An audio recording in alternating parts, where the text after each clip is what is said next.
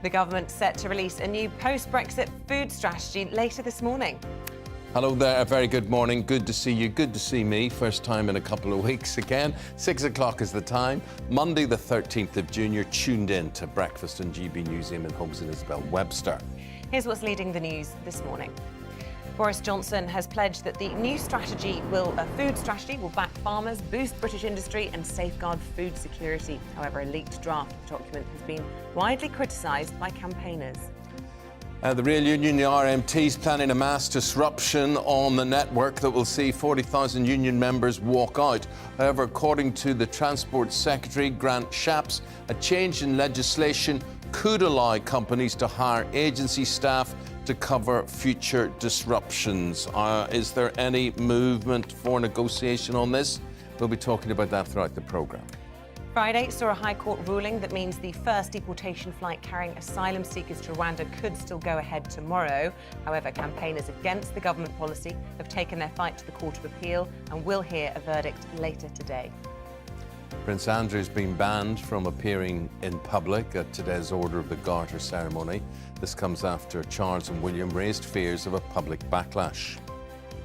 So we are the People's Channel. We'd love to involve you in all of our conversations here, so get in touch throughout the programme. We'll try and read out as many of your emails and tweets as possible. The addresses are gbviews@gbnews.uk or tweet us @gbnews. And of course, you can subscribe to the GB News channel. That is on YouTube to get all the latest on the big stories that hopefully you're all talking about. And during my time, I was hospitalised for the last couple of weeks, and people coming up to me and saying, "Where is your programme, Eamonn? Never see it. How do you get your programme?" That's where you find it if you need to. You can find it anywhere. Yeah, you can find it everywhere. on the radio, you can find it on the TV, you can find it... There's no getting away from us. Fastest growing radio station in the UK. In the world, probably. Back after this.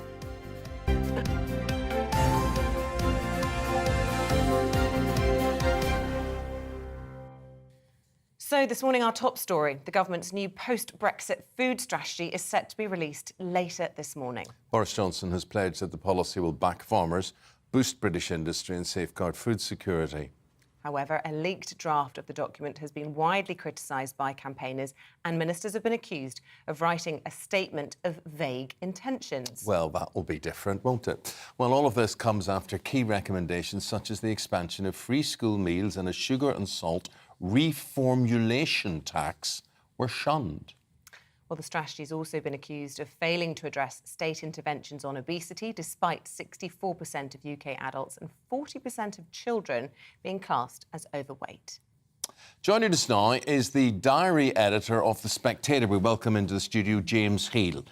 James, so they're saying that this is a policy that's quickly put together. It's got all the old superlatives in there, you know, a super tax, I don't know, you know, it's the usual stuff, heard it all before. Why has it never come about before? Well, there's two elements here, one of which is the food security element, which I think has taken on a new resonance post-Ukraine. And the context of this is the post-Brexit need to have a new food strategy to deal with the ending of EU subsidies and the replacement with a more sustainable British future. And I think the food security element has some interesting proposals in. One of them is these new proposals for super greenhouses, the size of the O2 Millennium Dome, and that would ensure more domestic production of things like tomatoes and cucumbers, etc. The other element of this, of course, is what came out on Friday with the leaked food strategy and the fact that we're not going to have things such as a tax on salt. You remember, of course, 2020, Boris Johnson was talking about things like a war on fat, etc.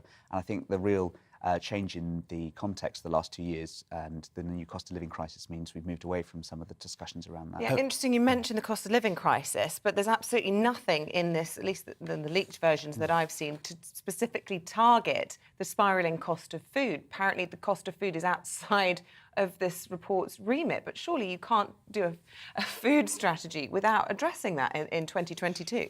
I think so, and I think this is a 27-page document that we've seen so far. It's quite a thin document, the first national food strategy for 75 years, and it really tries to talk about the medium to long term rather than the short term, as you say. The Treasury, from what we've seen in the report so far, says it doesn't want to clash and coincide with what they're already doing on other measures.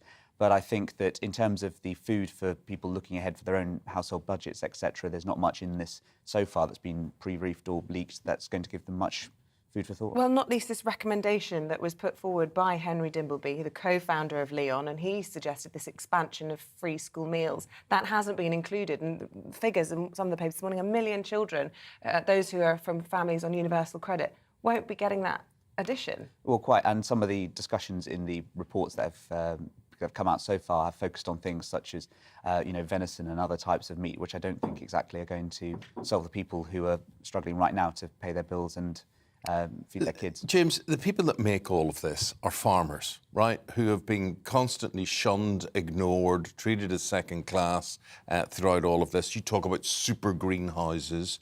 Where are the people going to come from to man these super greenhouses and look after these crops? Well, that's a good question, one that's going to be addressed in the food strategy later today. Obviously, the things about headline announcements have been about new greenhouses, etc., and the more production of fruit and veg here in the UK, but that is the big unanswered question in all of this. You might have the supply of food and veg, but who's going to pick it? And we saw with the Pick for Britain initiative in 2020, didn't go anywhere. And you see there's lots of reports right now about farmers. It's really quite hard. They've had a bumper crop last year, but they have no one actually able to pick that food. So that's still something the government has to work out. And how's that going to fit in with its wider pledges around migration, etc., and keeping down immigration numbers?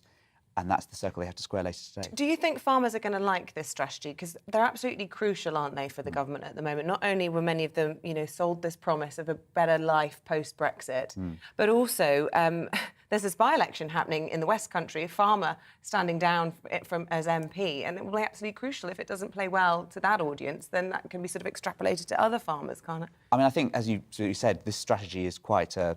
It's only 27 pages. It's not a particularly ambitious one, and I think that the hope for the government in this will be that there's very little for people to disagree with in this.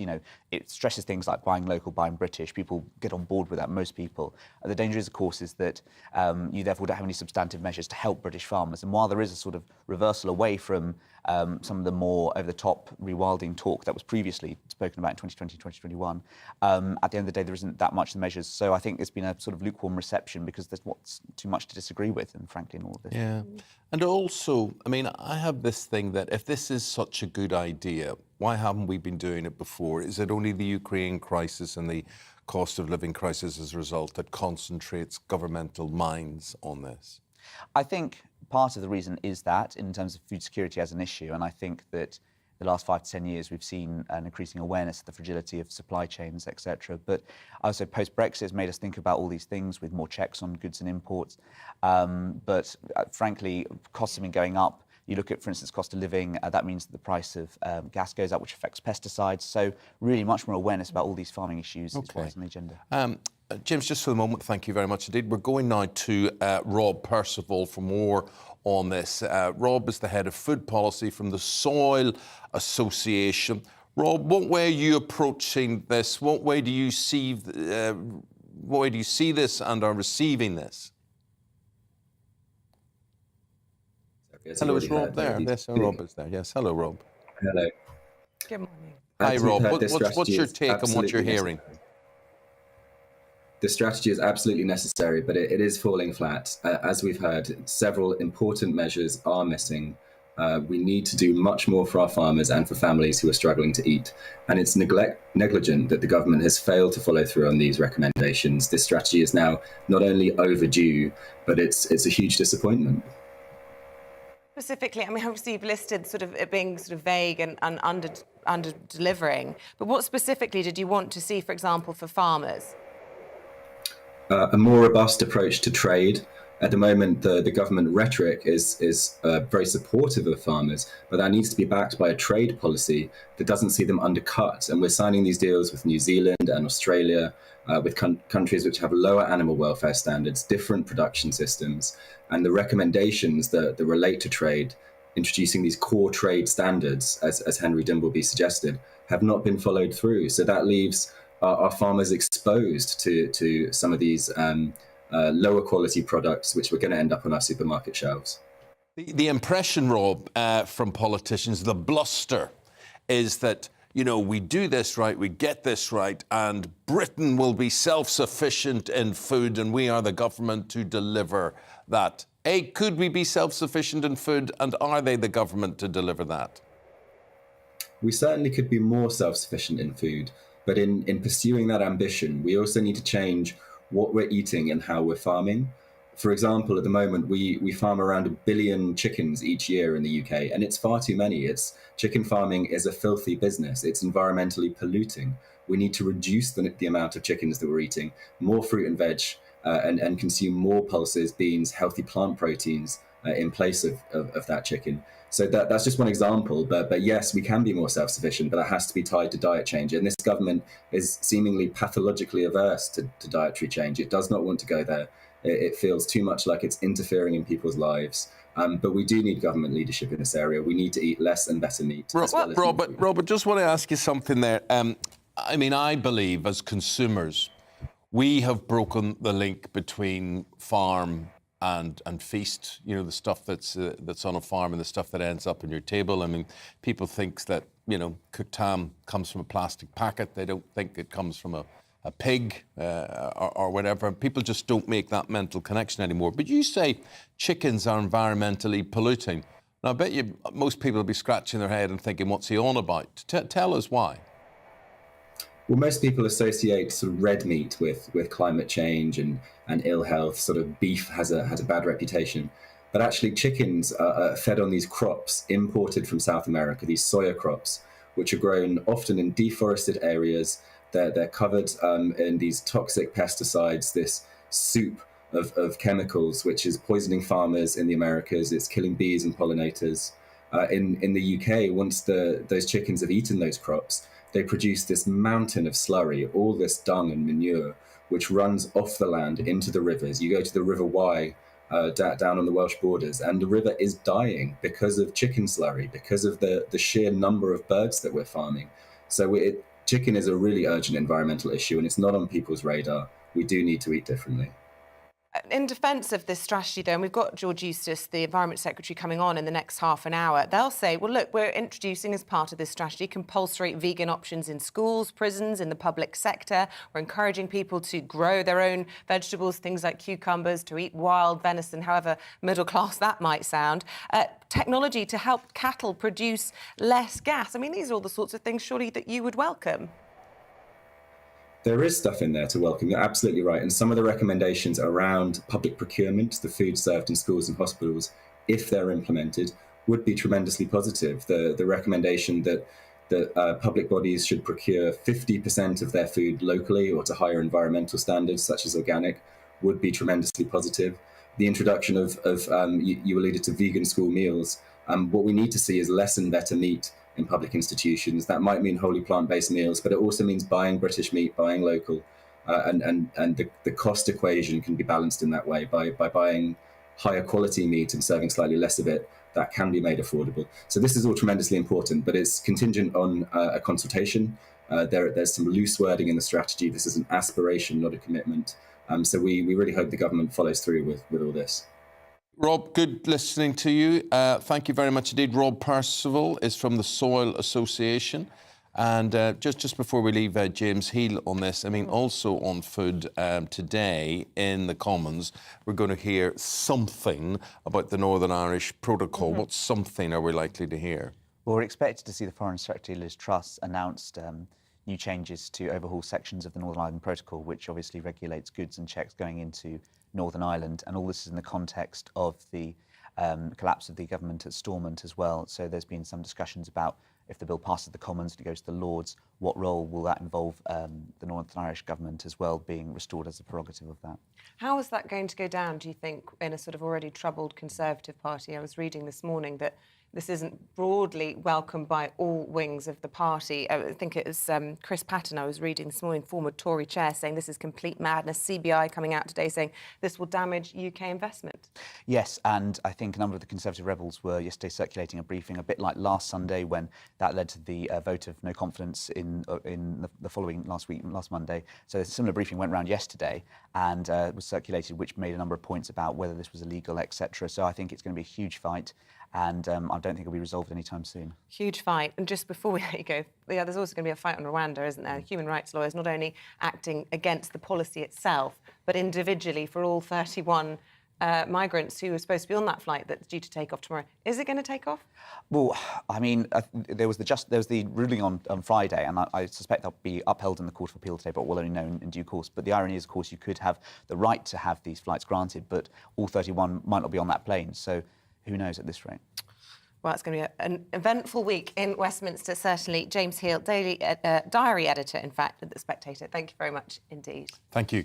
It's exactly 6:15. A very good morning to you. Let's bring you up to date with what's happening news-wise. Today, charities and campaigners will appeal against the High Court ruling allowing the first deportation flight to Rwanda, which is set to take place tomorrow. 31 people are due to make the journey, with the Home Office planning to schedule more this year. New controversial legislation will be introduced in Parliament, giving ministers powers to scrap parts of the Northern Ireland Protocol. Northern Ireland Secretary Brandon Lewis has insisted the new bill is lawful and correct, but Labour has accused the government of law-breaking. Prince Andrew has been banned from appearing in public at the Garter Day service in Windsor today. According to The Sun, the Duke of York, who missed the Platinum Jubilee celebrations after testing positive for COVID, will only be allowed at private parts of the ceremony.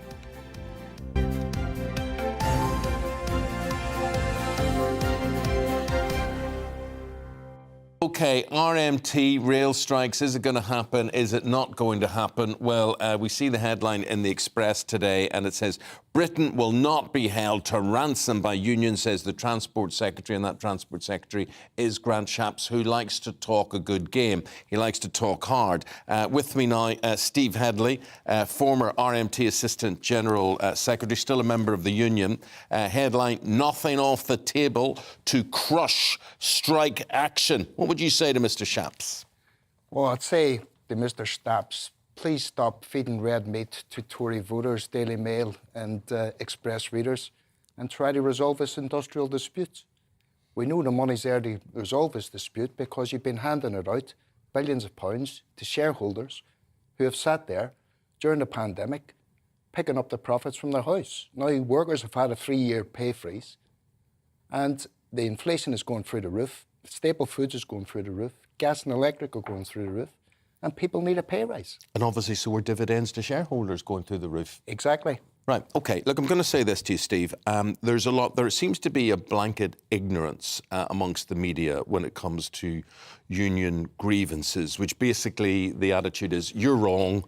You have to be wrong. You've no right to do what you want to do. I mean, the language here, we're seeing Britain will not be held to ransom. What I want to know from you, and I want you to explain to people out there, what is the grievance? What is the issues that you're looking to put right? And I ask people to listen to this and then judge if they were a member of the RMT, if they were in one of these jobs, would they feel the need to go on strike or not? OK, so always when these sort of things are talked about, there's two elements to this, two main elements. There's actually three. The first one is pay. People have had a pay freeze for 3 years now. This will be the third year. If you look at it, the real incomes have gone down by about 25% when you take into account inflation. Right, minus 25%. Right. Then an added irritation for you is that shareholders are getting bumper payments. Exactly. Shareholders, right during the pandemic, when not a wheel was turning, not a train was running, these shareholders were still able to extract billions of pounds of profit and from the railway industry, and they would go into their bank balance. And that is infuriating people. I would say there's something else here which Grant Shapps isn't being honest about. And he's looking to get rid of thousands of your members. They're looking to make cost savings, and they're looking to put people on the dole. Well, they're using the excuse of the pandemic to carry out far-reaching restructurings that they've had on the table for 20-odd years, and they could never get through.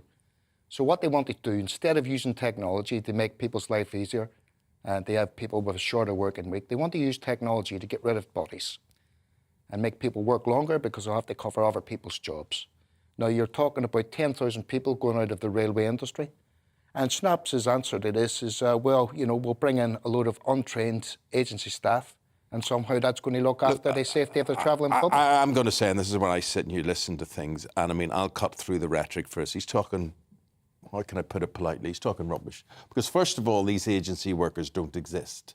And secondly, how can they be trained in areas? I mean, I'm just saying it as it is, because, I mean, to expect them to go into do trained, skilled, specialist areas of labour is a nonsense. So it is just red meat talk, isn't it? Absolutely. What it is, he's playing to the gallery. You've got the Tory party in massive trouble over Partygate, several other issues, the cost of living issues.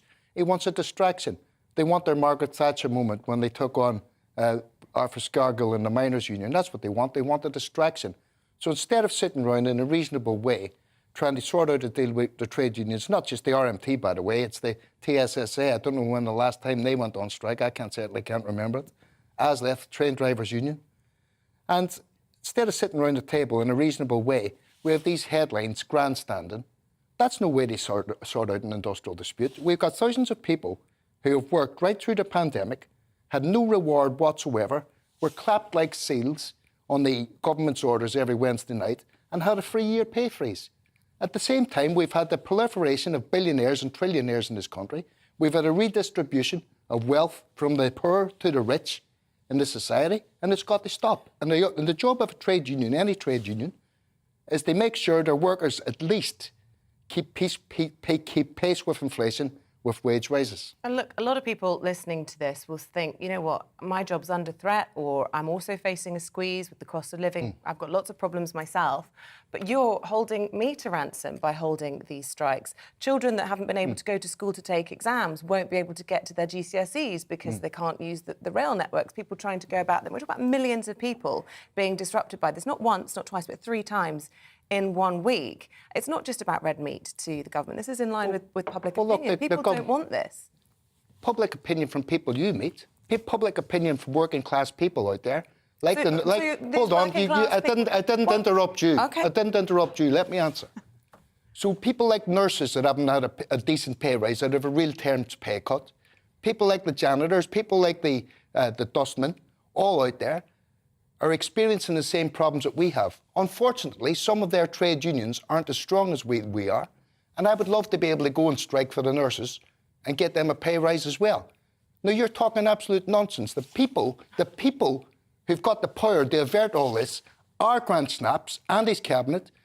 There's money enough to go to war in the Ukraine, give people billions of pounds to kill each other in the Ukraine. There's money enough to give the shareholders billions of pounds a year for sitting at home, twiddling their thumbs. There's money enough to give whatever Tory party supporters PPE contracts, which they can throw away £20 billion on PPE that they can't even work, but they can't give the workers that they labelled heroes and got the whole country out there clapping for. They can't give them a pay rise in 3 years. Just to be clear, though, so the war in Europe for the first time since the Second World War, that's not true. There was a war in Serbia, wasn't there? Okay. There was a war in Yugoslavia. Peace, get your facts right. Not important. Peace is not important as far as you're concerned. Well, peace is important, but you don't get peace by sending billions of pounds worth of weapons to people. You get peace by sitting around a table and getting a negotiated settlement. You're confident then, if there was a national vote on this, there would be public support for this, that people couldn't go to work? Public support for a rail strike. I think there would be public support to give every worker in Britain a pay rise. We want to avoid a strike if possible. Of course we do. Of course people don't want to have a situation where they're losing money in order to keep pace with inflation. Of course they don't want that. Every worker in this country deserves a pay rise, and if we had a ballot on that, I think we'd win it overwhelmingly. Well, there we go. Even for you. Steve Headley is a member of the RMT union. Obviously, he's putting his case very passionately and very strongly there. Is he doing this for more than just his union? What do you think when you hear the debate up? It may be inconvenient for you. It doesn't make it wrong what he's doing, or does it make it wrong under any circumstances? Let us know what you think on this. Sure, you'll have lots of opinions. We'd love to hear from you this morning. But very good to hear from you, Steve. Thank you very much indeed. And just say you're looking very well, and I hope your health issues get a lot better. You're very kind. Thank you. You must have Dorian Gray's mirror. You never age at all. Thank you. Very kind. Thank you. The time is coming up to 25 minutes past 6. We're going to take a quick break. After this, we'll be discussing the Falklands anniversary with 2 people who met and married during the conflict. But first of all, here's your Monday morning forecast. Looking ahead to today's weather, and the UK is looking mostly dry with sunny spells, although some scattered showers will persist in the northwest. Let's take a look at the details. Well, the southwest of England will start Monday morning dry with some fair weather cloud and plenty of early sunny spells, and it will feel pleasantly warm in the sunshine with light winds. The southeast of England will start the morning with a fair amount of cloud, although there will still be sunny spells, remaining dry for all. It's a similar start for southwest Wales, rather cloudy but dry with some bright or sunny spells, and these will be most likely along the coast. To the Midlands, and they'll have a cloudier start to the day with only limited bright or sunny spells, and it will be dry with light winds, and most will see some sunny spells at times. The northeast of England will also have a rather cloudy start to the day with an isolated light shower possible, mainly over the hills, and there will be some sunny spells possible too. Southern Scotland will have a cloudy start to Monday with the cloud thick enough at times for a little light rain or drizzle, especially in the west, brightest in the east. And Northern Ireland will also start Monday on a cloudy note with the odd light shower possible here. So remaining cloudier with scattered showers in the northwest, while mostly dry elsewhere with warm sunny spells, especially in the south. And that is how your Monday morning forecast is shaping up.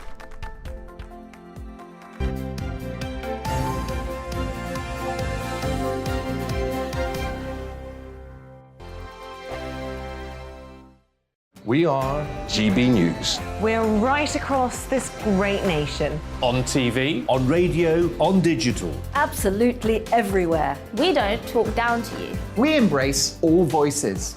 With honest and civilised conversation. we're not part of the establishment. We're one of you. And we're only getting started. Join us on GB News, The People's Channel. Britain's news channel.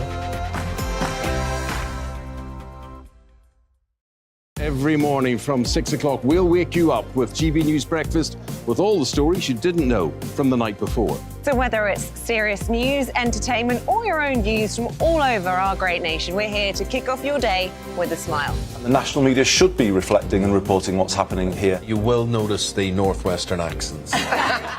Whether you're with us on TV, radio, or online, every morning, it's breakfast from 6 a.m. Hope you can join us. Join us for Ministry of Offence, the comedy panel show that's just like the news, in that the left fights the right and it doesn't really seem to matter who wins. We cover the big stories. It was in fact a troop of baboons and not angry vegans. I like that. And the really important stories. Fat naked cow gets stuck in swimming pool. It's a headline in a lot of local newspapers. Yeah. We're on the same team, Nick. Yeah, but I'm just helping you. Join us for Ministry of Offence, Saturday nights, 8 o'clock on GB News.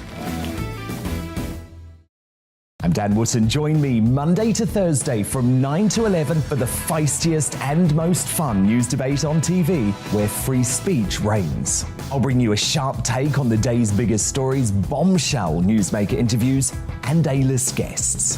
And I guarantee you, no spin, no bias, no censorship, and no reason to go to bed. That's Dan Wootton tonight, Monday to Thursdays from 9 on GB News.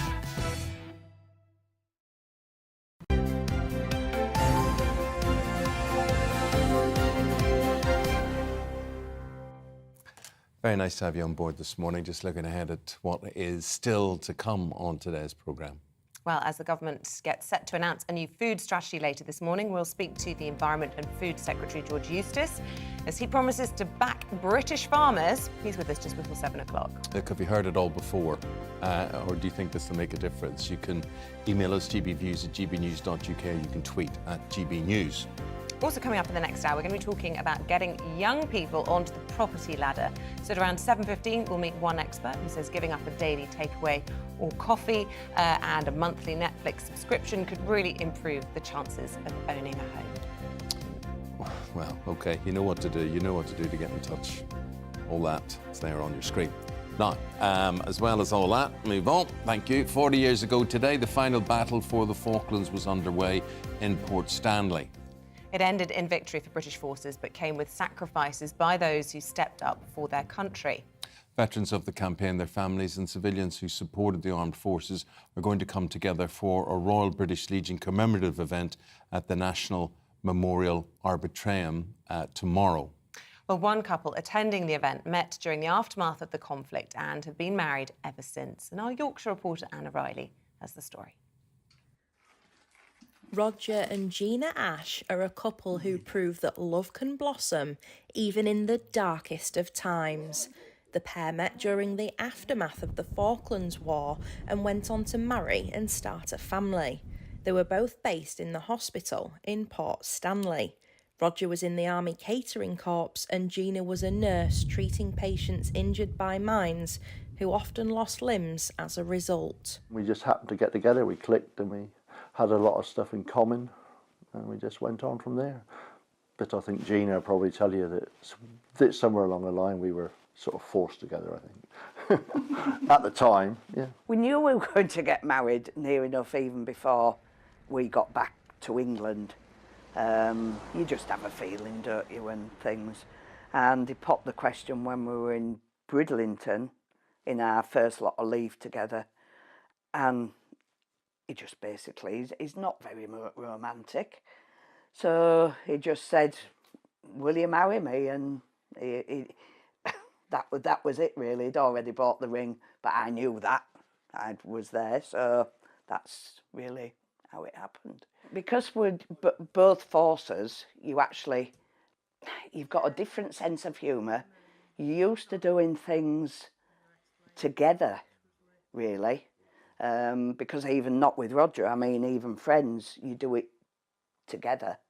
And I think that's the most important bit, that we just work together through everything. 40 years on from when the Falklands conflict ended, Roger and Gina think it's important now more than ever to honour the fallen. The people that we lost during the war and after the war, because I think after the war there was people who lost their lives totally. I mean, that was as well as all the injuries. And I think that's the big thing, really. And I think the Falklands, I mean, they're all British, aren't they? They are part of us as such, so we've got to remember. Gina and Roger will be attending the Royal British Legion commemorative event at the National Memorial Arboretum on Tuesday. Anna Riley, GB News, Brough. What a love story that is. Congratulations to them. Stay with us. We're going through your Monday morning newspapers today. We've got Christopher Biggins and Emily Carver. Never dull with those two. See you in a moment.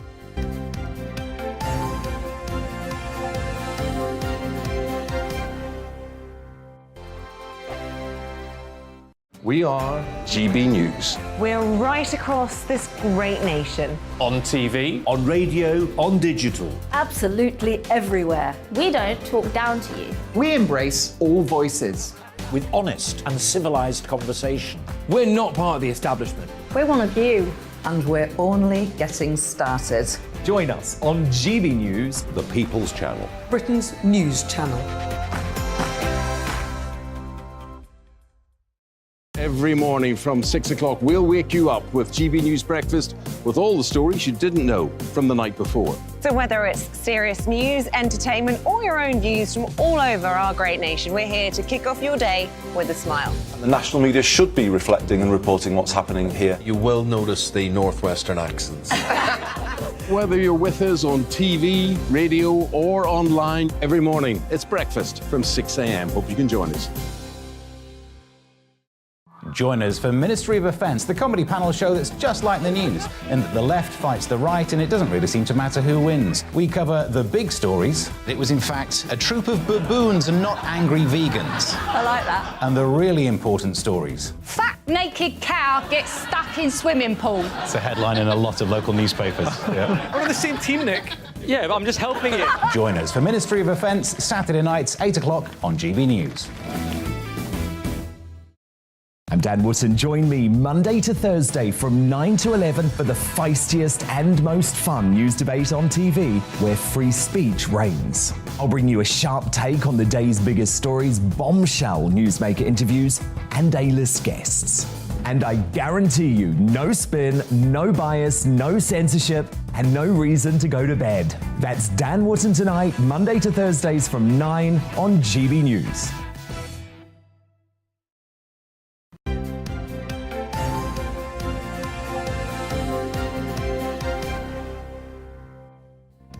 25 to 7 is the time. It is a Monday morning. This is Breakfast in GB News with Eamonn, Holmes and Isabel Webster. So our top story this morning, the Prime Minister to launch the UK's new food strategy later today, which he says will back farmers to help guard against future economic shocks. What food was that we just shown? Was that somebody putting a chip into ice cream? It looked like somebody putting a chip. Well, I've got to very keep reading, otherwise the soft-looking pictures hummus. will run out. A leaked draft version of the plans have actually already been heavily criticised, and the co-founder of Leon, Henry Dimbleby, who led a major review of the UK's food industry, says it ignores all his recommendations. Now, tell people what Leon is, because I think it only exists in London. Okay, a healthy really. fast food chain. Healthy and fast food in the one A thing. healthy fast food, yeah, sort of like quick salads, quick this and that. Yeah. Oh. Today, charities and campaigners will appeal against the High Court ruling allowing the first deportation flight to Rwanda. It's set to take place tomorrow. 31 people due to make the journey, with the Home Office planning to schedule more this year. New controversial legislation will also be introduced in Parliament, giving ministers powers to scrap parts of the Northern Ireland Protocol later today. The Northern Ireland Secretary Brandon Lewis has defended it, saying the bill is lawful and correct, but Labour has accused the government of breaking the law. Prince Andrew has reportedly been banned from appearing in public at the Garter Day service in Windsor today. According to the Sun newspaper, the Duke of York, who missed the Platinum Jubilee after testing positive for COVID, will only be allowed at private parts of the ceremony.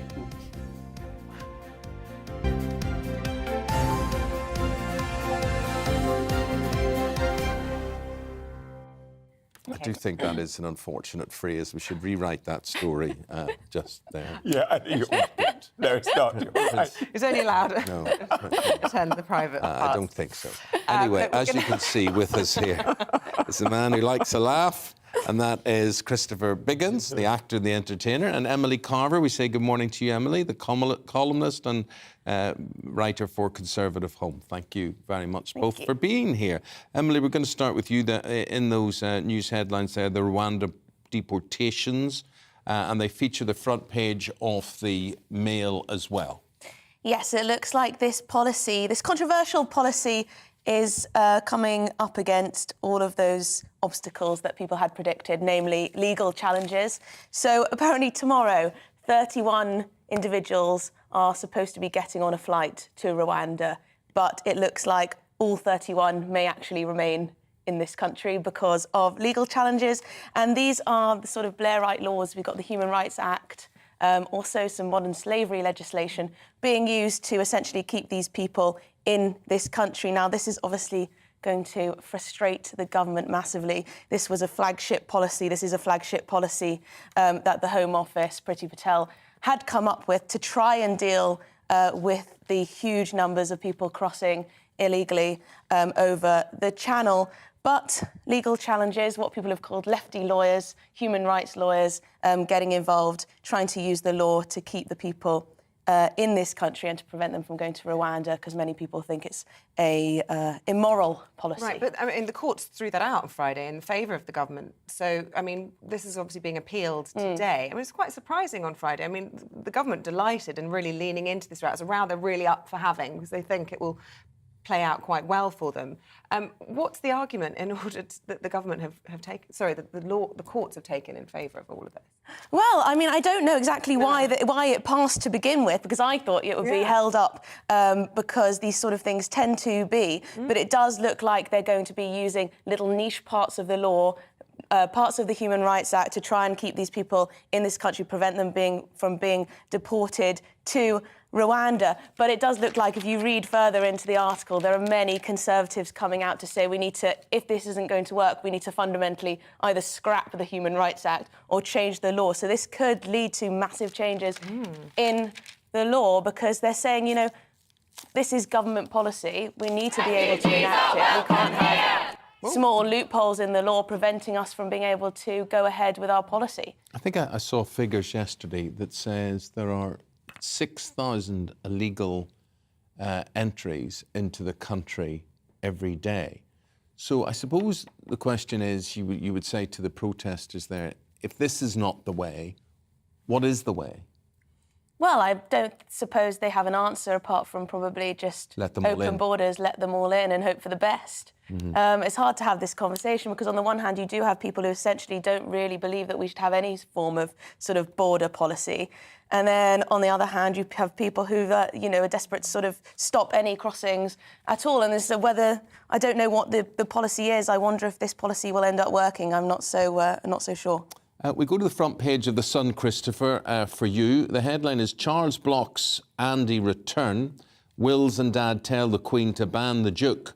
So he's not going to appear at the today's Order of the Garter ceremony. And I know someone who's getting an Order of the Garter today, Dame Mary Peters, the athlete, which is lovely to see. Why does he want to be there, and what do you make of what's happening here? Well, I think there's a little bit of familyness here, in as much as I think that he is possibly known as the favourite of the Queen's, Andrew. And I think he's been a naughty boy, and I think he's done some not very nice things. But I think they are, Wills and Charles, are really having a go. Perhaps we have to look at this in a family way. You know, that the Queen would probably want him to be there or think this is a good idea. She wants to bring him up again. Well, she's reading the room wrongly, isn't she? And he's reading the room wrongly. The front page of the Daily Mail. Andrew asks for his royal status back and to be Grenadier Guards Colonel again.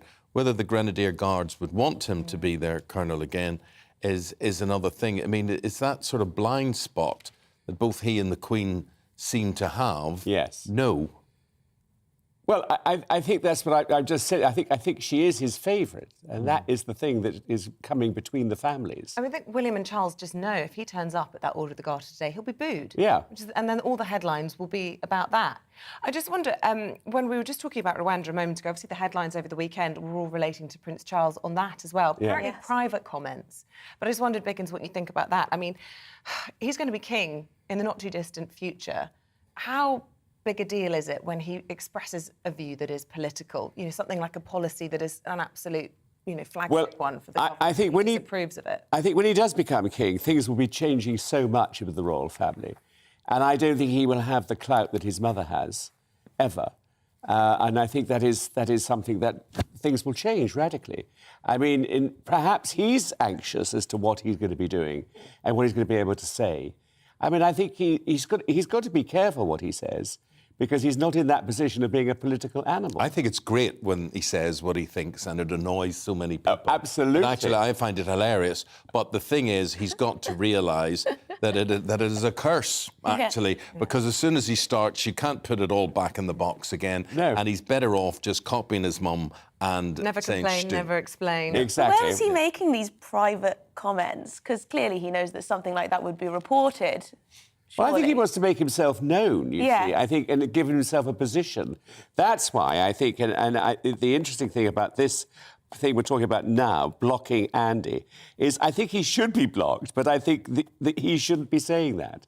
I think it should be left to something, that royally within the royal family, someone has said no. Courtiers, exactly, because they're to blame. You'd make a good courtier. I would love to be a courtier. Yes. I would Just really. imagine that. Emily, we go to the Times front page. Universities facing new China cash crackdown. So what's the story? Yeah, it's one of those days where all the front pages are very different stories. So this is apparently Michelle Donnellan, who's the universities minister, wants to crack down on money going into universities that's associated with, dodgy regimes. And this includes China, and this includes Russia as well. It's quite extraordinary how much money is coming from these countries into our university system. It says in March it was revealed Oxford University had accepted more than £3 million in donations from Vladimir Putin, a billionaire crony of Vladimir Putin. You've got thousands and thousands coming from China also into our university system. So I guess the implication of that, or the suggestion, is that they're buying influence in our universities. And that, of course, is a concern coming from China, where we know has the Chinese Communist Party in charge there. So they're trying to clamp down through this higher education freedom of speech bill on this money. cash sums over £75,000 will have to be reported. The only concern I have over this, because I do understand why they want to crack down on this, is that we don't want to be suspicious of all money that comes from, you know, other countries. We don't want to be too suspicious of all Chinese people or all Russians. Donations come with some sort of expectation attached, whether or not, I suppose it's just where that comes from is what is of concern. Yeah. No money, there's no such thing as a free lunch, is I suppose the point I'm trying to make. Well, they may well want to be influencing the type of research done at these institutions. They may well be wanting to influence in other ways. I don't know, but the idea is that our university's independence might be compromised by this money coming in from these dodgy regimes. As I was lying in my sick bed and looking at television adverts, so there's this advert for I think it was for a phone. Okay. And it had a strange name, the Hing Hang Hua phone, right? So obviously after the Huawei, wasn't it? And it listens to you, and Samsung listens to you, and whatever. And they went to great pains for the Hing Hang Hua phone to say, made in the UK. So, just in case you think, you know, the Chinese were going to be listening to everything. No, but listen to this. 3 out of 4 directors at a Cambridge University research centre had ties with Huawei. Oh. So there is a lot of Chinese influence in our universities. But it's because our universities are the best in the world. What, for spies? Well, potentially. Yeah. Potentially. Okay. You might get told off for using that accent there. What, that accent? Well, it was just my... Well, how else do you say Hing Hang Wow? I'll say it in the Belfast accent. Not again. I'll say it. Well, Hing Hang Wow. Right, there we go. So where are we going now, Isabel? Have you been to China, Eamonn? Never have. Doubt I will be now after this. Christopher, let's talk about... this is in the Times too, page 7. It's about Generation Z never using cash. And it's true. My kids just don't know what money is. I mean, they never see it. Well, I went to, oddly enough, the Chinese restaurant the other night, who only accepted... It was only chopsticks, right? All right. Who only accepted cash. Which I thought was, I thought was ridiculous. I thought, they pay no tax. They only wanted cash. Yeah, well, we all know But why. you know, It's like the nail salons, they only ever accept cash. And the Turkish barbers. My nail salon. I personally love cash. I think cash is wonderful, and I think it's an age thing. It's dirty. No, but it doesn't matter. There's a security of having cash. It's full of germs. No, I don't care about that. I don't, honestly... You don't know where it's been. I don't care Somebody where... could have put it down the front of their trousers. Yeah, oh, lovely. How nice. Oh, Eamonn, Eamonn, please. Go back to hospital. But you never know where it's been. People could keep it in their shoes. When they come out the wall now, because no one takes out cash, it's always brand new. Lovely and shiny. I know they're lovely. But anyway, I think that the problem is that I find it very sad because I go out and I've got no cash on me this morning. I have 2 credit cards. No change there, then. No, but I've got 2 credit cards in my pocket. And, you know, if you go out and someone comes asking for money from you, like people on the streets, I can't get, so I get so upset. I say, why did you get one of those things? Card readers. A card reader? We've got to interrupt you, Biggins. I'm so sorry, but the Environment Secretary standing by. So we'll perhaps come back to our paper reviewers, but I'm just being told he's right there, ready to talk to us. We're joined on the programme by George Eustice now. He's joining us to talk about this long-awaited food strategy that was due to be announced whilst we're on air at some point this morning. Versions of it have been leaked over the weekend. Very good morning to you, Environment Secretary. Look, the leaked versions, at least anyway, good morning, that we've seen so far have been, well, they've had a mixed reception, haven't they, fair to say. Who do you really sort of see this strategy as being targeted towards? Because there's not universal support from the farming industry. Well, look, I think farmers will welcome this because it sets out very clearly our commitment and ambition to expand our food production in some key areas, notably in the horticulture sector. We're very self-sufficient in this country in things like beef and in milk and lamb and some other products as well. But then there are areas such as tomatoes and vegetables where we could actually be producing far more in this country. And today we set out our plan to do that with grant support for a new generation of glasshouses. And this is a comprehensive strategy, covers a range of other things, including how we can encourage people to eat more healthy diets to deal with the problems of obesity, and of course how we can reduce the environmental impact of our food system. And with A lamb. decent round Why one. do we go to New Zealand looking for more of it? Well, no, we've always imported some lamb from New Zealand, but the truth is we produce more lamb than we consume in this country. We are a net exporter of lamb. Principally, we export it to European markets, but others around the world. New Zealand can't really compete with the UK in our home market. They only use about half of the quota that they're able to at the moment. So, you know, the British lamb industry is one of the biggest in the world, one of the biggest exporters in the world, and I think it'll continue to be so. Secretary of State, if we are going to, you know, supersize greenhouses and grow much more fruit and vegetables and all that sort of thing, how then, the big question is, where are you going to get people who are going to harvest this sort of stuff? It's a very important point, and since the Second World War we've always had a seasonal agricultural workers scheme in this country, and the government's very clear that we will have one now because a business like where I'm at today, which is a very large vegetable operation in Cornwall, you know, they employ around 500 people at any one time in the year. Some of them come here temporarily, and it's important they have access to that labour. So today we're announcing that we're increasing the number of visas available under our seasonal agricultural workers scheme from 30,000 to 40,000 staff for this current year. And obviously we'll constantly keep this under review, but it's important that we have access to labour, and we've demonstrated that we recognise that. Look, you're in the West Country. You'll be all too aware, obviously, of this by-election due to take place in Honiton and Tiverton the week after next. Farming country.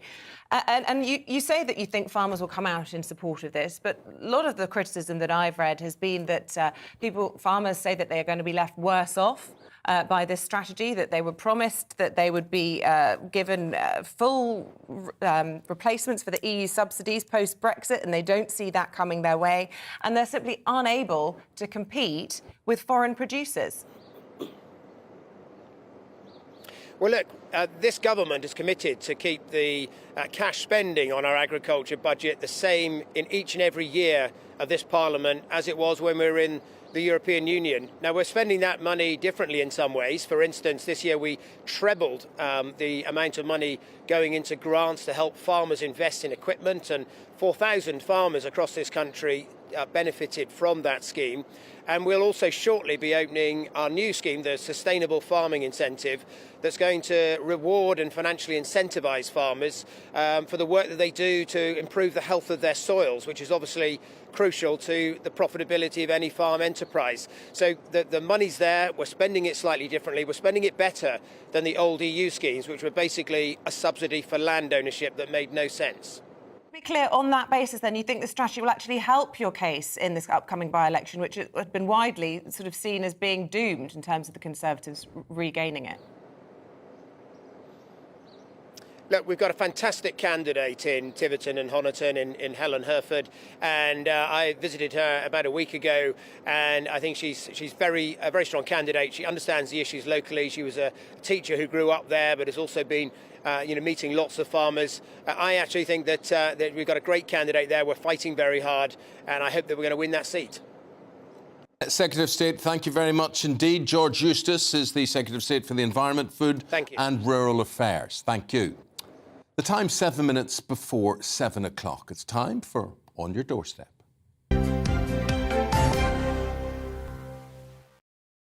Northern Ireland reporter Doogie Beattie has travelled to Londonderry this morning to speak to locals there about the big issues. Of course, a big day in terms of the protocol. Good morning to you, Doogie. What are folks saying where you are? Oh, over the protocol. Well, first of all, welcome to northwest of Derry. The protocol here, we all await to see what is happening with it. Of course, it is legislation that's going through. It's not law yet. That'll not put the government back in place simply because it may be diluted by the time they come through. But things in Northern Ireland are very tricky to do at the best of times. I mean, even this beautiful city that I stand in now, some call it Londonderry, others call it Derry or Dura. It comes from the Gaelic word of oak trees or oak grove. And I am on these walls. It was built in the early 1600s. And joining me to talk a little bit about that is Charlene. Charlene, tell us about these walls. So the walls were built between 1613 and 1618. They took 5 years to build, and today they're the only fully intact walled city in the UK and Ireland, and one of the few remaining fully intact walled cities in Europe. Tell us this. These walls are famous for a lot of things, but what are they famous for in particular? I mean, what of the stuff did they do? What did they set out to the world? Well, a funny story that I always share is about the widest section of the wall, which is just over 30 feet wide. Now, on a Sunday afternoon, after church in the morning, all the businessmen of the city would have paraded their good-looking wives and girlfriends up on the walk, now all on a Sunday morning, in all their finery. And then it got the term the catwalk, because they were actually getting cat calls from the people on the outside of the walls, and they were in all their finery. So we like to say that we had the world's first catwalk. So there you go, the world's first catwalk here in Northern Ireland. It went and left the Derry port, arriving in the New World of America later on, and that's where catwalk came from. Look forward to seeing you later, Dougie. Thank you very much indeed. Stay with us. We're going to take a break and then we're going to continue to talk about government plans on what is the national food strategy and what difference it will make to us, if any, after the weather. Looking ahead to today's weather, and the UK is looking mostly dry with sunny spells, although some scattered showers will persist in the northwest. Let's take a look at the details. Well, the southwest of England will start Monday morning dry with some fair weather cloud and plenty of early sunny spells, and it will feel pleasantly warm in the sunshine with light winds. The southeast of England will start the morning with a fair amount of cloud, although there will still be sunny spells, remaining dry for all. It's a similar start for southwest Wales, rather cloudy but dry with some bright or sunny spells, and these will be most likely along the coast. To the Midlands, and they'll have a cloudier start to the day with only limited bright or sunny spells, and it will be dry with light winds, and most will see some sunny spells at times. The northeast of England will also have a rather cloudy start to the day with an isolated light shower possible, mainly over the hills, and there will be some sunny spells possible too. Southern Scotland will have a cloudy start to Monday with the cloud thick enough at times for a little light rain or drizzle, especially in the west, brightest in the east.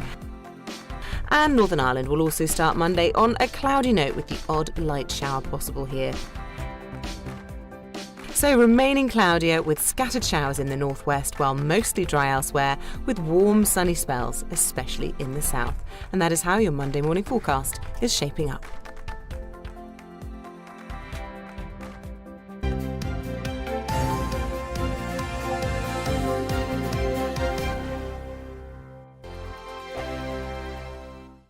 We are GB News. We're right across this great nation. On TV, on radio, on digital. Absolutely everywhere. We don't talk down to you. We embrace all voices. With honest and civilised conversation. we're not part of the establishment. We're one of you. And we're only getting started. Join us on GB News, the People's Channel, Britain's news channel. Every morning from 6 o'clock, we'll wake you up with GB News Breakfast with all the stories you didn't know from the night before. So whether it's serious news, entertainment, or your own views from all over our great nation, we're here to kick off your day with a smile. And the national media should be reflecting and reporting what's happening here. You will notice the northwestern accents. Whether you're with us on TV, radio, or online, every morning, it's breakfast from 6 a.m. Hope you can join us.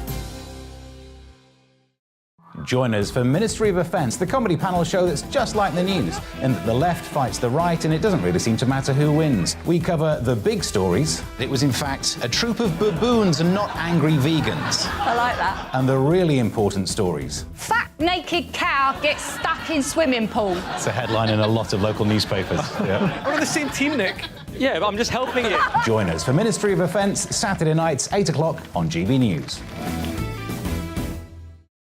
I'm Dan Wootton. Join me Monday to Thursday from 9 to 11 for the feistiest and most fun news debate on TV, where free speech reigns. I'll bring you a sharp take on the day's biggest stories, bombshell newsmaker interviews, and A-list guests. And I guarantee you, no spin, no bias, no censorship, and no reason to go to bed. That's Dan Wootton Tonight, Monday to Thursdays from 9 on GB News.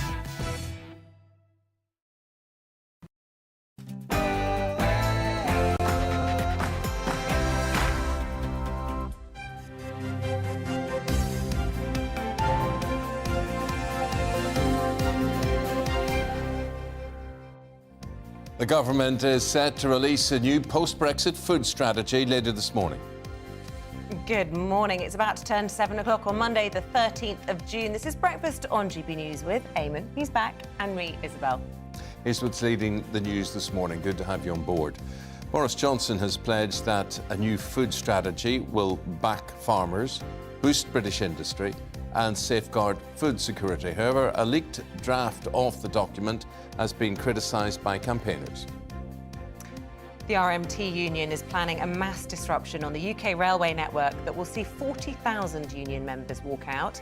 However, according to Transport Secretary Grant Shapps, the change in legislation could allow companies to hire agency staff to cover future disruptions. Friday saw a High Court ruling that means the first deportation flight carrying asylum seekers to Rwanda could still go ahead tomorrow. However, campaigners against the government policy have taken their fight to the Court of Appeal, and we're going to hear a verdict later today. And Prince Andrew's been banned from appearing in public at today's Order of the Garter ceremony in Windsor. This comes after Charles and William raised fears of a public backlash. Remember, always good to hear from you. You can join in any of the discussions. You can email gbviews@gbnews.uk. You can tweet at GB News as well. And you can subscribe to the GB News channel. Where is that? Yeah, well, it's on YouTube. It's completely free, and you'll get all the latest on the big stories everyone's talking about.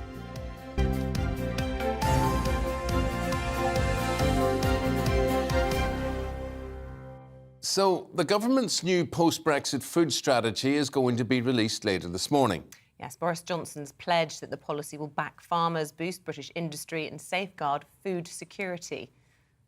However, a leaked draft of the document's been widely criticised by campaigners, and ministers have been accused of writing a statement of vague intentions. Well, this comes after key recommendations such as the expansion of free school meals and a sugar and salt reformulation tax have been excluded from the report. Strategy's also been accused of failing to address state interventions on obesity, despite 64% of UK adults and 40% of children being classed as overweight. Well, we can now speak to the Shadow Minister for Environment, Food and Rural Affairs, Daniel Zeichner. A very good morning to you. I don't know if you were able to hear the Environment Secretary on our programme speaking to us just 20 minutes ago, putting the case really for this report as making us more sustainable, self-reliant and putting British farmers first. Well, if only it was. From what we've seen, this is a very, very thin document in response to a really big, impressive piece of work by Henry Dimbleby and many others in setting out what could have been in a national food strategy. And I think farmers will find themselves feeling pretty confused this morning as the government lurches from one policy position to another.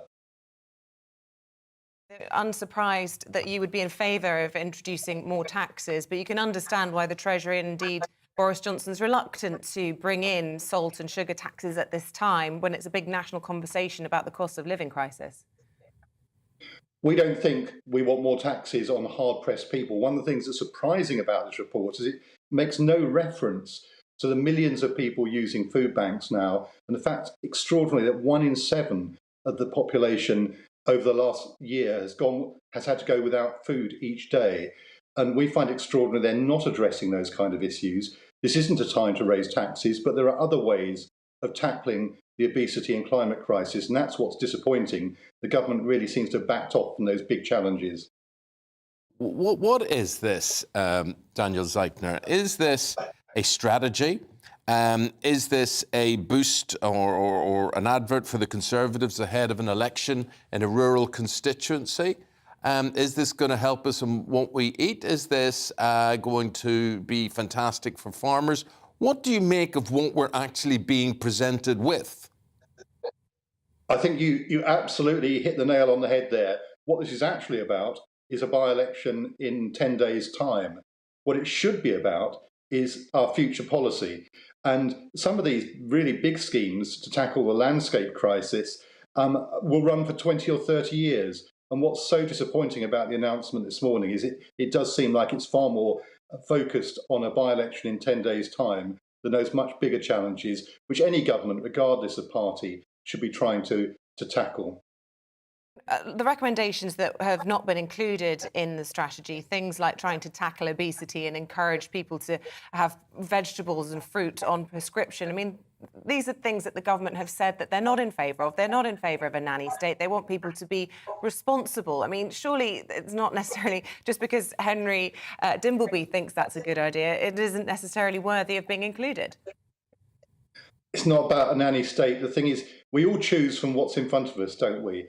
And the Food Foundation did some work on this, and what they found was that calorie by calorie, the unhealthy food is 3 times cheaper than the healthy food. And that means if you've not got much money in your pocket, you're always going to be choosing the unhealthy options. And that's just not fair. And research also shows, perhaps surprisingly to some people, that the people at the bottom are more concerned about the quality of their food because they know that quite often they're going to be stuck in what Henry Dimbleby described as the junk food cycle. So we've really got to break this. And the supermarkets agree, but what they needed was government action. They can't do it individually, they need to do it together. And that's what should have been done. But can't people do it themselves? I don't understand why it always has to be down to somebody else, the government, the supermarkets. I mean, people know what's healthy. You don't have to spend a huge amount of money to eat healthily. The argument that you know, high-calorie foods are cheaper, that might be true, but you can shop cheaply and healthily. It's a fact. No, I don't agree with you. I don't agree with you. I think your choice, I think the food industry in this country, the lobbyists, they have unearthly power. It's absolutely incredible what they do to control the way they are marketed and what they do. They are basically poisoning people, and they're allowed to get away with it. I tell you what, you go to a service station, you go up a motorway and go off, and then I go and eat healthily. Go and eat healthily. No, but, I mean, it's probably not cheap to do that either. It's an expensive option, but what would be cheap if we lost our guest? What would be a lot cheaper to take your own food with you? I still there. You know, make a sandwich. It doesn't cost a huge amount of money to buy a loaf of bread. Well, a loaf of bread's not healthy. It's healthier than eating a fast food snack from a highway service station. Anyway, we're arguing amongst ourselves. What's your view? Well, my view is the evidence shows that if you give people better options and affordable options for healthy food, they will take them. Of course, we all go for the tasty stuff, and this is exactly the point that Dimbleby made. We're locked in to this cycle whereby the tasty stuff is also the unhealthy stuff. We've got to gradually change. I remember I used to drink sugar in my tea, and then I stopped. And within a few days, I no longer wanted sugar in my tea. We can all change the way we approach our diet, but you've got to make it easier for people. And at the moment, it's all too often the case that the cheaper option is the unhealthy option. And that's the thing as a nation. And also, it's costly for all of us. You know, the huge amount of money we'll be spending on the NHS dealing with the problems that come with obesity. It's costing us everybody. So that's why this was a great opportunity to take a step forward. Unfortunately, the government has absolutely shirked it, and it will take a future government, I suggest, to revisit this and actually get us on a path to a more healthy diet for the whole country. We all want that, and it would be good for our farmers too, because we do not grow enough fruit and vegetables in this country. We could do so much more. It appears to me that what we're being just served up on our plates today are a lot of slogans. Super-sized greenhouses, super for the economy, super this, super that. I would leave it to the farmers to judge, we'd leave it to the food banks to judge, we'd leave it to the consumers to judge on all of this, but it just sounds like more talk. Well, you're absolutely right about that. Those who've been watching these policies for the last few years will be astonished at some of the things Boris Johnson is saying today. Farmers are losing half the extra support they get from government over the next year or two. So the idea that this government is backing British farmers is for the birds, quite frankly. They've been waiting to try and understand how they're going to be paid to protect the environment, and that is a complete muddle. But basically the government's lurching around. It's the proverbial shopping trolley with Boris Johnson. These are just words today, when what we actually needed was a serious thought-through plan for the future. There is no plan, whereas Henry Dimbleby actually had a plan. You didn't have to agree with all of it, but at least there was a plan. Okay, we keep talking about this Henry Dimbleby. It's nothing to do with David Dimbleby or whatever. He owns a big restaurant chain. Yes, the Leon food chain. The Leon and he was commissioned by Michael Gove to do 2 reports into food strategy, none of which got included. We have to leave it there. Daniel Zeichner, Shadow Secretary of State for Environment, really good to get your thoughts this morning. Daniel, the only thought I want from you is how I do without the sugar in my tea, because that is a major... My respect to you, sir. My respect to you for that. I'm going to have to try and follow you. Tea, that's a good idea. I'd love a cup of tea. Thanks very much. We've Thank had you. some views coming in this morning. Let's take a look at what people have to have 2 sugars. Do you? Yeah. Just wean And yourself. also, Just go cold turkey. I can't drink tea on its own. People do this, dying for a cup of tea, cup of chai. You like tea with a meal? Well, not a meal, a biscuit, a custard cream at least. With a snack. Fair enough. No, fair enough. A sandwich. Yeah, exactly. I have to have something with it. I just couldn't sit and drink a cup of tea. What do you get out of that? No. I mean, you're on an intravenous drip for coffee throughout the day. What do you get out of that? No, I only have 2 coffees per day, both of which are before 7 a.m. Would send you mad before 7. That sends you crazy. Because if I drank coffee later in the day, I'd be even more annoying. So I only see the bits that get you like that. What are folks saying? Well, so James has got in touch. British farming was built by sheep and cow farmers. No one should be telling me what to eat. Marcus says farmers have one of the biggest roles in the country. It's outrageous that the government failed to prepare for this possibility. Brexit was supposed to strengthen our home produce, not ruin it. Yeah, well, you look at farmers working there, and I just feel they're so unsupported. They are so neglected. We've all broken the connection between where food comes from and where it ends up, and we just see food is coming from packets. Jeremy Clarkson's done such a good job in actually raising awareness of how hard it is to grow the simplest of things. Graham? I was thinking of starting a farm. Yeah? I was thinking of doing it. I think I might be quite good at that. That's where you started, wasn't it? You started as rural. Reporter, yeah. Rural. But I do really empathise and sympathise with farmers. I tell you, I speak to so many of them, and they work 20-hour days for little or no money. I mean, they actually just break even if they are. They love their jobs, though. Farmers get in touch this morning. But I mean, their being biggest outdoors. Their biggest dread is their kids loving their jobs and wanting to go into farming because they know there's no future in it for them. So to listen to these patronising politicians going on saying, this is super for farming, this is going to be fantastic. Well, I'd like to revisit this in 5 years and see how fantastic it is. And if we are supposed to be food sufficient, self-sufficient with food, why haven't we done it before? Why are we just doing it now?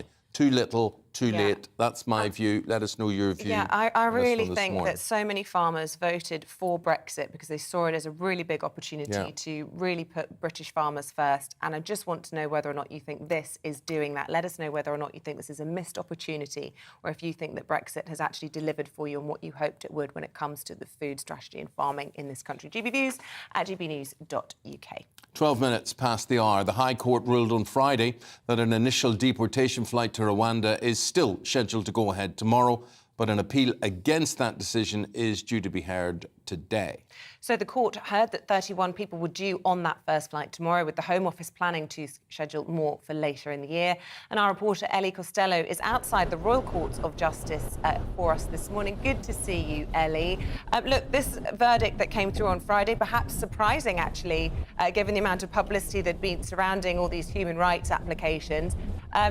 Being appealed today, what can we expect to happen in court? Well, good morning to the both of you. We're going to hear from those same groups as we did on Friday. So we're going to hear from human rights organisations, from lawyers representing the migrants themselves, and even civil servants unions. We're going to hear from all of them in court today, and they're going to ask for the judge to reverse that decision that was made on Friday to allow that flight to take off tomorrow, carrying migrants to Rwanda, those migrants who entered the UK illegally. Now, of course, our legal system does allow appeals, and that's what we're seeing happening today at the High Court. This is a last-ditch attempt by those groups to keep that flight grounded tomorrow. We're going to hear those same arguments today as we did on Friday. They're going to say that the Rwanda plan is unfair, that it's unsafe and it's unlawful. Now, the government, on the other hand, is going to argue that Rwanda is a safe country and that this plan is entirely legal. They will say that this plan is needed to break the human trafficking rings that operate in the English Channel. And of course, over 10,000 people have already crossed the Channel this year, and the government will say that this is a popular plan with the public. But those opposing this fight in the High Court today, they have got a real challenge on their hands, because on Friday the judge did say that there was a material public interest in the Home Secretary Priti Patel carrying out this policy. He also said he didn't consider that there was any evidence that these asylum seekers would be ill-treated in Rwanda. So currently, as it stands, this flight is going ahead tomorrow unless the judge changes his mind, and very, very fast. And Ellie, you're just saying this policy is thought to be popular with the public. Certainly sounds as though not very popular with the future king of the United Kingdom, Prince Charles, in private, expressing concerns about it. Yes, well, the government would say that this is a very a very popular policy, but it's also been a very controversial one. And the last person to reportedly waded into this conversation is the heir to the throne, Prince Charles. Now, Prince Charles has reportedly privately criticised this plan, calling it appalling. A source told the papers over the weekend that Prince Charles was more than disappointed at the policy. They said that he thinks the government's whole approach is appalling, and it was clear he was not impressed with the government's direction of travel. I think it's worth noting that these were private comments. They weren't meant for publication, but of course this isn't the first time that we've heard the heir to the throne speak very vocally on issues that are close to his heart. We've heard him speak about the environment and also climate change conversations as well. But he is due to actually fly into the Rwandan capital, Kigali, later on this month. So it will be very interesting to see if he does make any public comment whilst he's there in the Rwandan capital. But for now, Eamonn and Isabel, that flight is taking off tomorrow on Tuesday, unless a judge says otherwise. Thank you very much indeed. We'll be back with you just as soon as that verdict comes in. Thank you. But right now, with the time after 7:15, we'll bring you up to date with what's happening news-wise. And the Prime Minister will launch the UK's new food strategy today. He says it will back farmers to help guard against future economic shocks.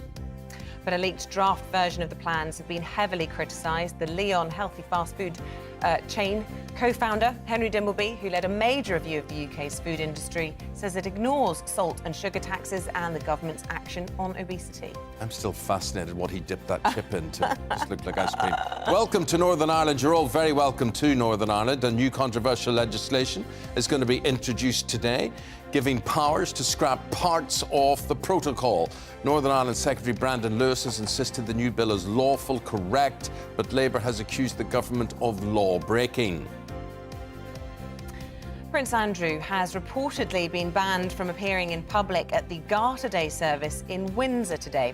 According to the Sun newspaper, the Duke of York, who of course we know missed the Platinum Jubilee celebrations after testing positive for COVID, will only be allowed to certain parts of the ceremony that aren't public-facing.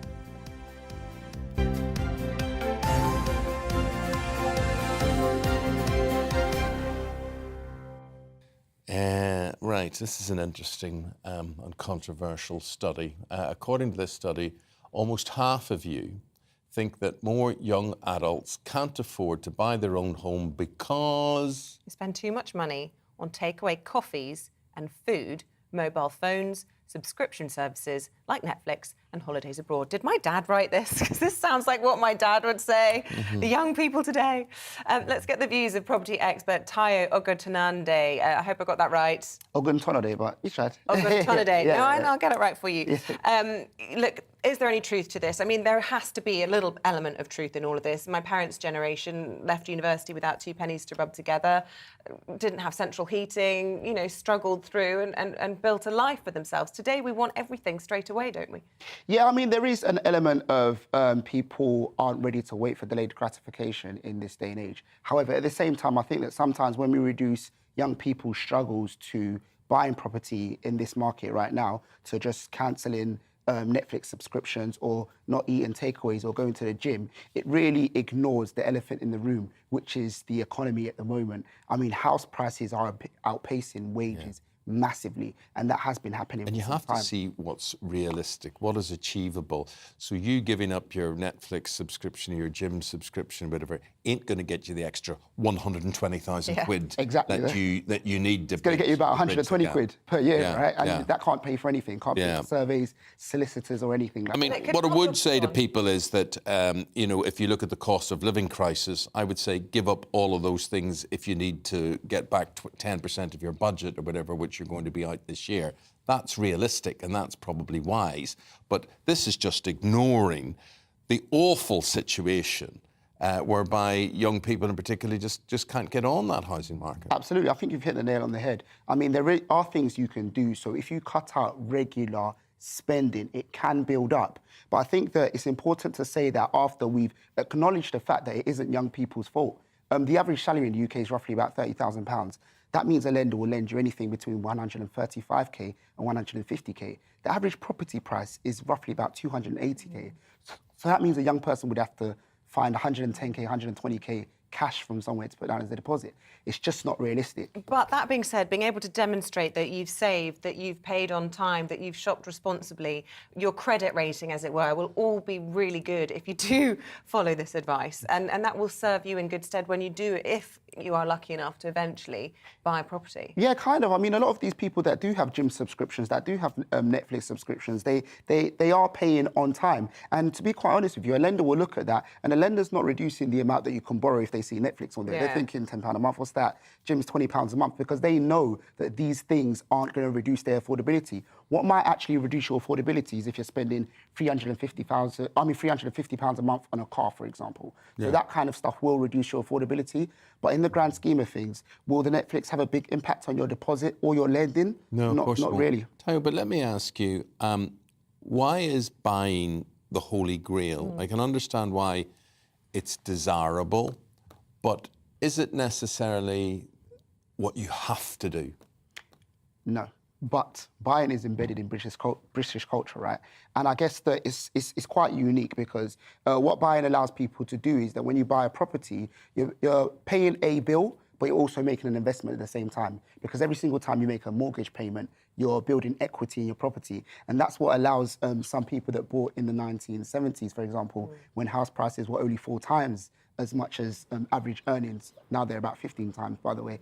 But that's what allowed people to pull out large amounts of money and use it on holidays later, maybe giving their kids a large deposit to buy a property, as we know that a lot of properties now are bought with help from the bank of mum and dad. There's been a lot of publicity about the help that the government has been pledging to people who are in social housing, this right to buy scheme, a sort of Maggie Thatcher policy that's being brought back. But that won't affect these young people who are often, you know, not working poor, but they're working hard. They're, you know... Might be renting, They might so be on and so renting, but forth. they wouldn't necessarily benefit from this scheme. But really, still just see the property ladder as being unattainable. Yeah, so I think the main things is just the difference between back then and now. I think that even if we look at things like lending criteria, back in the day you could self-certify your mortgage. What that means is that you walk into a bank and you say, look, I've got no documentation, but I earn 80k. No one's advocating that, right? That's so dangerous. It's so dangerous. But that's one of the things that highlights how it was slightly easier to get a mortgage back in the day, whereas now there's strict lending guidelines.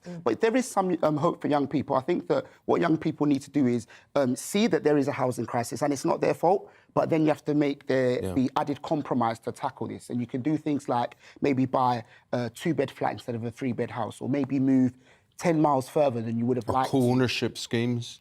Yeah, and there is ownership schemes, so government schemes as well. And I think that what young people, what can help them as well is that if you remember that your first home is not your forever home as well. So if you get on the ladder, it will help you buy properties further. Then you've got stamp duty to contend with. You know, people buy the first property, they don't plan to stay in it forever. Yeah. But it's just so expensive to move these days with stamp duty that people end up being stuck in their first home. Speaking as someone who's experienced that. What do you make of this recent government policy, this proposal, this ambition they have of selling off for as much as they can of the social housing stock?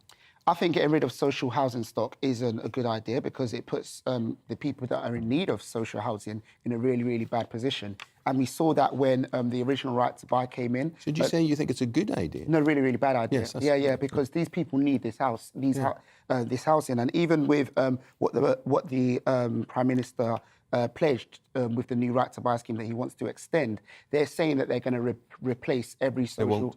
They won't do it. And also, we've got say they sell it off at 180,000 quid. It costs 250,000 to build a new house like that. But it seems to be, and also the thing that gets me about this is not all roses the way they say, oh, we're selling it off to Eamonn and Isabel and Teo, who are first-time buyers, and what a marvellous thing for them. No, because we all go out and flog it. You all go out and flip it again. You know, it goes. It just doesn't. It doesn't stay the way it does. So it's an interesting policy, and you can see how again it attracts people in terms of votes, but the practicality of it is just ridiculous. It's not there. We have supply issues. And in fact, it should be illegal for them to sell off social housing stock. Really should be. Especially it's been paid for by welfare money. Tayo Ogutunande, really good to get your thoughts. Thank you for joining us this morning. Really appreciate a property expert with his views on youngsters giving up those Netflix subscriptions in order to get on the property ladder. We've decided that's just patronising. Good stuff. Thank you very much indeed. With the time at 7:25, please do stay with us. Top sports stories coming your way with Paul Coit right after this. Looking ahead to today's weather, and the UK is looking mostly dry with sunny spells, although some scattered showers will persist in the northwest. Let's take a look at the details. Well, the southwest of England will start Monday morning dry with some fair weather cloud and plenty of early sunny spells, and it will feel pleasantly warm in the sunshine with light winds. The southeast of England will start the morning with a fair amount of cloud, although there will still be sunny spells, remaining dry for all. It's a similar start for southwest Wales, rather cloudy but dry with some bright or sunny spells, and these will be most likely along the coast. To the Midlands, and they'll have a cloudier start to the day with only limited bright or sunny spells, and it will be dry with light winds, and most will see some sunny spells at times. The northeast of England will also have a rather cloudy start to the day with an isolated light shower possible, mainly over the hills, and there will be some sunny spells possible too. Southern Scotland will have a cloudy start to Monday with the cloud thick enough at times for a little light rain or drizzle, especially in the west, brightest in the east. And Northern Ireland will also start Monday on a cloudy note with the odd light shower possible here. So remaining cloudier with scattered showers in the northwest while mostly dry elsewhere with warm sunny spells, especially in the south. And that is how your Monday morning forecast is shaping up.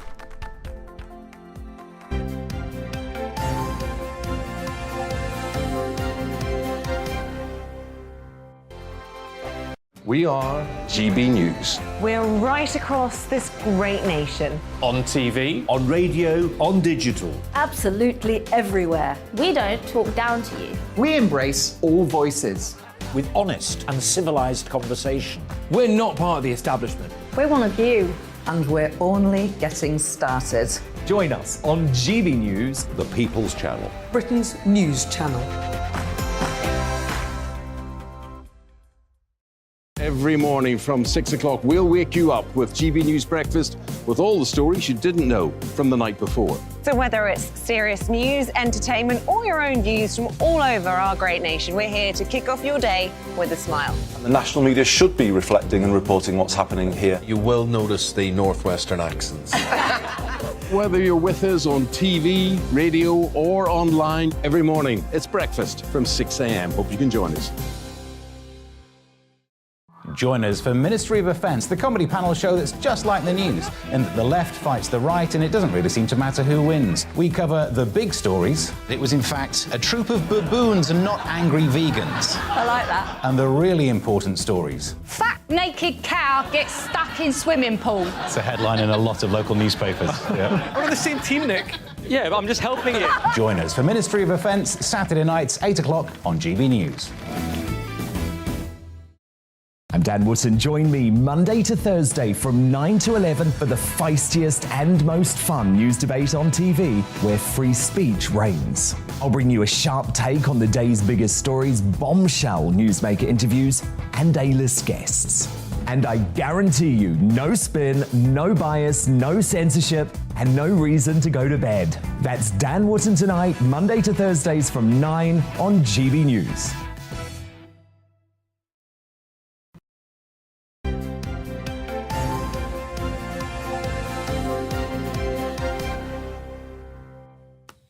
Welcome back at 7:29. Still to come on your Monday morning programme. We'll be live and on your doorstep in Londonderry this morning as a new bill is introduced to amend the Northern Ireland Protocol. Is it legal or not? We'll be finding out just before 8 o'clock. Also, as the Duke of York is reportedly banned from the Order of the Garter ceremony, which takes place in Windsor later today, we're going to be talking to the former royal correspondent Jenny Bond about her thoughts on keeping Prince Andrew out of the public eye, doing that 8:15 this morning. And as always, get involved in our discussion. So many views coming in on the strikes, on the food strategy. Let us know your thoughts on anything we're talking about this morning. gbnews@gbnews.uk or tweet us at gbnews.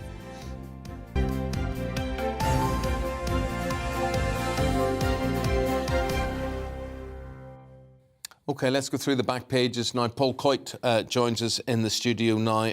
England at Trent Bridge against New Zealand. How's it going? It's going well. It's actually going well. With things have turned around, and with Brendan McCullum, who's now the new coach, and it's looking. Ben Stokes is now the captain. Of course, Joe Root is playing just the form of his life, which is interesting considering he was the captain, although he was still playing well. He's come out now 163 not out. Yesterday, and without doubt the best batsman there is in the world. I mean, he's playing fantastic cricket. That's his fastest century, isn't it, for England so far? It is, and Ollie Pope as well, who's also been terrific, is 145. So this is the thing with England, is the batting seems to have been the problem over the years, and we're always expecting a collapse. And so far, 473 for 5. New Zealand 553 is what they're chasing. So I don't want to put the mockers on it, but it's looking pretty good. We're looking like a good test side again. So it's really good news. Good news for Rory McIlroy. He has claimed his first win of the year. He defended his Canadian Open title. 2 strokes. Yeah, he won it by. Yeah, he did, and it's interesting because he's been so much against this live golf series, and there was a couple of broadsides actually. I don't know if you noticed that. Is that during the interview afterwards, after he won, it was his 21st PGA win on the tour, which is one more than Greg Norman. And Greg Norman is the guy that's behind the whole Live series, the Saudi-backed golf series, which has just finished. The first one anyway in St Albans recently. And he'd said, 21, which is one more than someone else. And it gave me an extra inspiration to win it. So he's very much against what's going on. Yeah, very much. Because I mean, that ended, and you've got Charles Schwartzel that won that at the Centurion Club in St Albans. 4 million quid. 4 million for winning it, and goodness knows how much he got. The appearance money's massive for all of them. That's what it's mainly about. Yeah. It's like they just turn up, they get paid whether they win, lose or draw. Doesn't really matter, does it? You get a huge amount of money. Well, I mean, I've been talking about it all week. Hundreds and hundreds of millions of pounds. So then that moves to America. But we've got the US Open, which is also later on this week. But that doesn't affect it. So you've got players that are playing in the Live Series are allowed to play in the majors. So they're quite happy, they'll be quite happy to do it, go out there and play that, and then they can play in the majors, and then they go back and earn their millions and millions and millions, but huge amounts of money. I'm just looking at the football transfer news on the back pages. Unfortunately, for my team, Man United, Liverpool look as though they're going to sign Darwin Núñez from Benfica today. 100 million euros. I think it works out about 85.5 million. Yeah.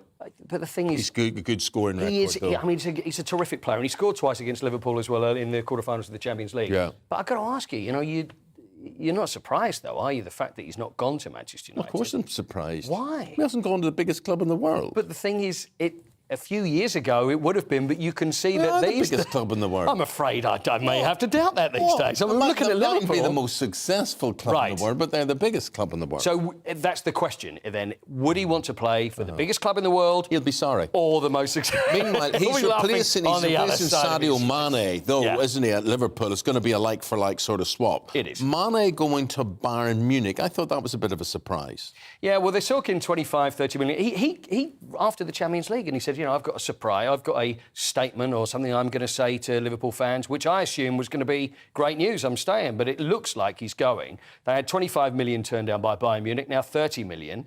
But it's just a changing of the guard. And this is what Liverpool are doing really well. They keep replacing before other players have got to their sell-by date, and Núñez coming in, which is a fantastic striker, and the strikers that they've had at Liverpool. So Mane goes out and then move Núñez in, and the 100 million has been agreed. But then again, if I was offered 100 million, I wouldn't be surprised either. Paul, I'm just this Nations Cup, this Nations League, as it's called, which a lot of people don't really understand what it's about or whatever it is. But as we build up to the World Cup now, from the England point of view, they're talking about a lot of big names who are not going to make that cut for a World Cup squad. Yeah, it's Marcus Rashford and also Jadon Sancho as well. And this is what is being said at the moment.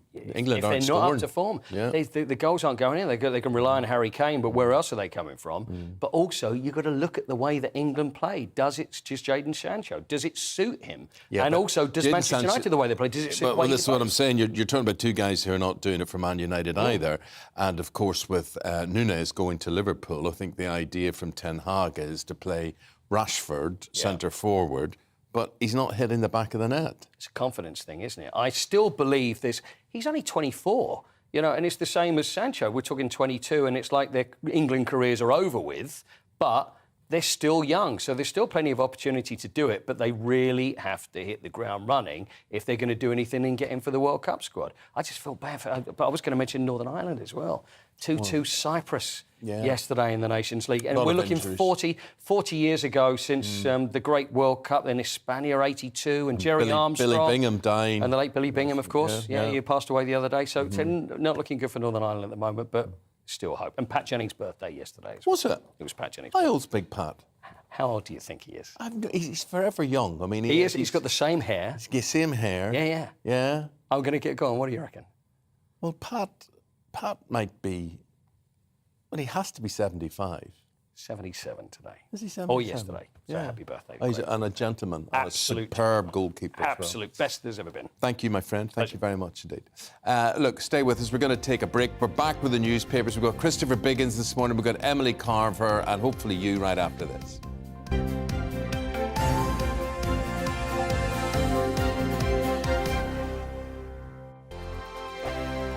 We are GB News. We're right across this great nation. On TV, on radio, on digital. Absolutely everywhere. We don't talk down to you. We embrace all voices. With honest and civilised conversation. we're not part of the establishment. We're one of you. And we're only getting started. Join us on GB News, The People's Channel. Britain's news channel. Every morning from 6 o'clock, we'll wake you up with GB News Breakfast with all the stories you didn't know from the night before. So whether it's serious news, entertainment, or your own views from all over our great nation, we're here to kick off your day with a smile. The national media should be reflecting and reporting what's happening here. You will notice the northwestern accents. Whether you're with us on TV, radio, or online, every morning, it's breakfast from 6 a.m. Hope you can join us. Join us for Ministry of Offence, the comedy panel show that's just like the news, in that the left fights the right and it doesn't really seem to matter who wins. We cover the big stories. It was in fact a troop of baboons and not angry vegans. I like that. And the really important stories. Fat naked cow gets stuck in swimming pool. It's a headline in a lot of local newspapers. Yeah. We're on the same team, Nick. Yeah, but I'm just helping you. Join us for Ministry of Offence, Saturday nights, 8 o'clock on GB News.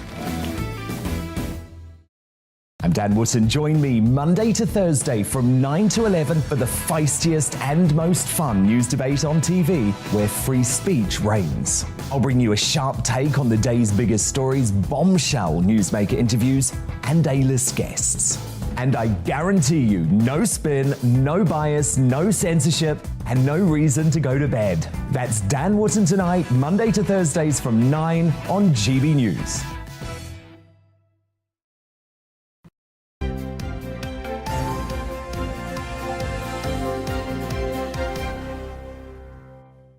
We were just talking about the GB News summer party, which happened yesterday. It was I wasn't at it. You I weren't? wasn't at it Yeah. either. Well, let me tell you, it was the best work do I've ever been to. Really? Wow. Oh, nice. I'm glad you enjoyed yourself. Yeah. Next year I'll get you an invite. Thank you very and much. Eamonn, you've got to come. You can't turn that Was down. there a bouncy castle? There was a bouncy castle. My Oh, son threw up. that'd have been it was great. that good. No, Great. he didn't. He did, but it was because he was ill, nothing to do with Oh, poor thing. We had to, but it was nice because the kids were included. I think it was really nice, and it was Where a was it family held? affair. It was in a sports club in West London, and yeah, it was a great turnout. Sun was shining. What's not to love? Perfect. Anyway, enough of that cheerfulness. Emily, let's get down to the nitty-gritty. You've got something on page 6 of the Telegraph about a lack of office workers is scarring the high street. Yes, I guess one of the things that the pandemic did was accelerate some trends that were already occurring. So more people hybrid working, more people not going into the high street as a result. So apparently there is a permanent scarring of high streets as workers continue to shun the office months after pandemic restrictions have ended.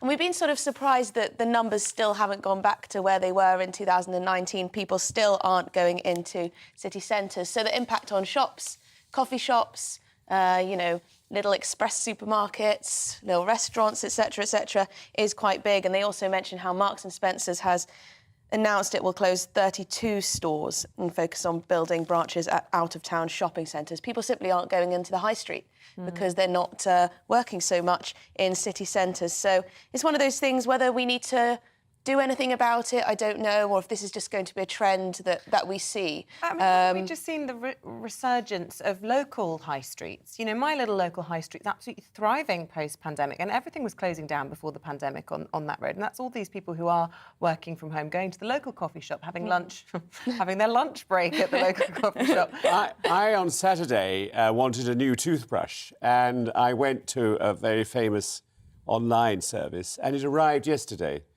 And it was the same price as one of the high streets. In fact, I think it was cheaper. And What do you pay for a toothbrush these days? It was an electric toothbrush? electric toothbrush. Oh, right. And it was £300. What? Reduced to £142. Did you buy 2 of them? No, I didn't. Good grief, your teeth must be exceptionally clean. Gorgeous. Gorgeous, sparkling. I could kiss you now. They do look very good, actually. But I would say, the government have said, everyone needs to get back into the city centres. But as you said, there are benefits as well on those local high streets, on those areas, on those commuter towns where people are spending a little bit more time in those shops. So, the demand goes somewhere. Does something. OK, we go to the front page of the Express and they're scaremongering about the rail lots of news strikes. on this we should try and read out Yes. as well. Well, you had your guy in earlier, didn't you? Yes, Wasn't he which I thought he defended and put the case for the rail workers very, very well, because you will never hear the case for the union members in any media. What did you think, Biggins? Well, we had a bit of a trial, didn't we, Emily, outside with him. He was non-committal. Then we suddenly talked to him and he got better and better. But I think, that's the sort of person who fights for the unions, and whether it's good or bad, he is determined to do something about it. And he certainly had that feeling. I think it's... You're not defending the unions, are you, Christopher? No, I'm not defending Well, them. are you a member of Equity? I'm not a member of Equity. You're not? No, I'm not. Oh, you've never used the union? No, I have been when you had to, but then they did nothing for me. They just want to cause trouble for the government, because obviously the government basically renationalised nonsense. the railways. Don't talk nonsense. Great British railways. What, do you believe all this tripe that Chaps comes out with? Do you believe this? Do you actually believe he's going to... Did you actually believe he's going to bring in, what are they called? What sort of workers is he calling these? Agency workers. Contract staff. I mean, why they lie and they get away with it? There's no such thing as contract staff for the railways. I'm sorry, but it's pretty obvious that the unions are politically motivated and they would love to see the government be taken down. It's pretty obvious they haven't had a pay rise in 3 years. But they've had Great British Railways. Well, I'm sorry, but during the pandemic, these staff were paid full whack by the taxpayer. Full whack is £25,000 a year. When they weren't being using the trains. Well, there are many industries where people are low paid, but they can't just hold the government and the public to ransom, I don't think. Well, your guest is correct. This is Steve Headley, who is a member of the RMT. I used to be anti-union, never been a union member, but when government is wasting billions of pounds, all of us are facing fuel and food poverty. I wish there was a pensioner union headed by your guest. I would join this minute. Well, there's a lot of angry people out there with government policy, that's for sure, and that's what I think this strike is about. Daisy said, your guest from RMT was doing well until Isabel asked her question and he showed his true colours. Obviously, the best form of defence is attack if you haven't got a straight answer to a question. If his argument is that we should be sitting down to negotiate with Putin, why isn't the RMT sitting down to negotiate instead of threatening the country with another week of misery? Yes, but it's all that volatile language. I mean, I'm looking at the Express here. Britain will not be held to ransom by unions. Does someone not say the average wage we're dealing with is about 25 grand? They haven't had a pay rise in 3 years. The shareholders are getting increased dividends on all of this as well. I'm just saying, sometimes it's pays to say maybe they've got a point. Instead of all this, we're being held by ransom, we'll bring in agency staff. You know, nothing's on the table to crush strike action. Maybe they're right. I just put it like that. But it's hardly surprising savings need to be made, considering rail use is not back to where it was pre-pandemic. And they fight against any cost-saving measures. And maybe if they were a little bit more reasonable, we'd be able to get to some kind of conclusion. But I do think it's the government's fault for sort of half renationalising the railways so that the unions are, when they strike, it's against the government rather than against an operator or a, you know, There was a very good programme last night, though, on the new line that's going, you know, the Elizabeth line, which was a fantastic programme. And what they've, I know that's cost billions, but for all sorts of good reasons, because they wanted it to be safe. But it is wonderful. That line is fantastic, what it does. I agree with you. If you don't invest in something like the Elizabeth line, you end up with a Victorian infrastructure. Exactly, and that's the problem they have. With Let's hope people use it, because, of course, it goes from Berkshire, doesn't it, to Essex? Yes. So let's hope people commute in. I am looking to move Berkshire way, and I was told the Crossrail's been in situ for 2 years, and even though the Elizabeth line's opened, it's still actually not opened as far as Maidenhead Reading. No, I don't think it's actually. But it's been there, ready to roll, so I don't really understand the reason for that. Maybe somebody at home might have an explanation. Speaking of travelling, Emily, brave voyage, page 7 of The Telegraph this morning. This is a sailor to eat walls of tiny yacht on a 3-month Atlantic crossing. Is that right? Yeah, so this is a story that one of your producers told me about, and I thought, why not? It sort of shows a British eccentricity at its best. This chap is trying to set a record by crossing the Atlantic in a little tiny yacht, which is absolutely tiny. I don't know if you can see, but anyway, it's like the size of a little... loo. Yes, the size of a loo, basically, yes. Anyway, the walls are apparently filled with protein bars and 1,000-calorie meals, and he'll just sort of nibble at the sides of the boat when he gets hungry. And as he goes across the Atlantic, I guess the boat will get lighter and lighter. I mean, it all sounds rather dangerous to me. Can you imagine anything as scary?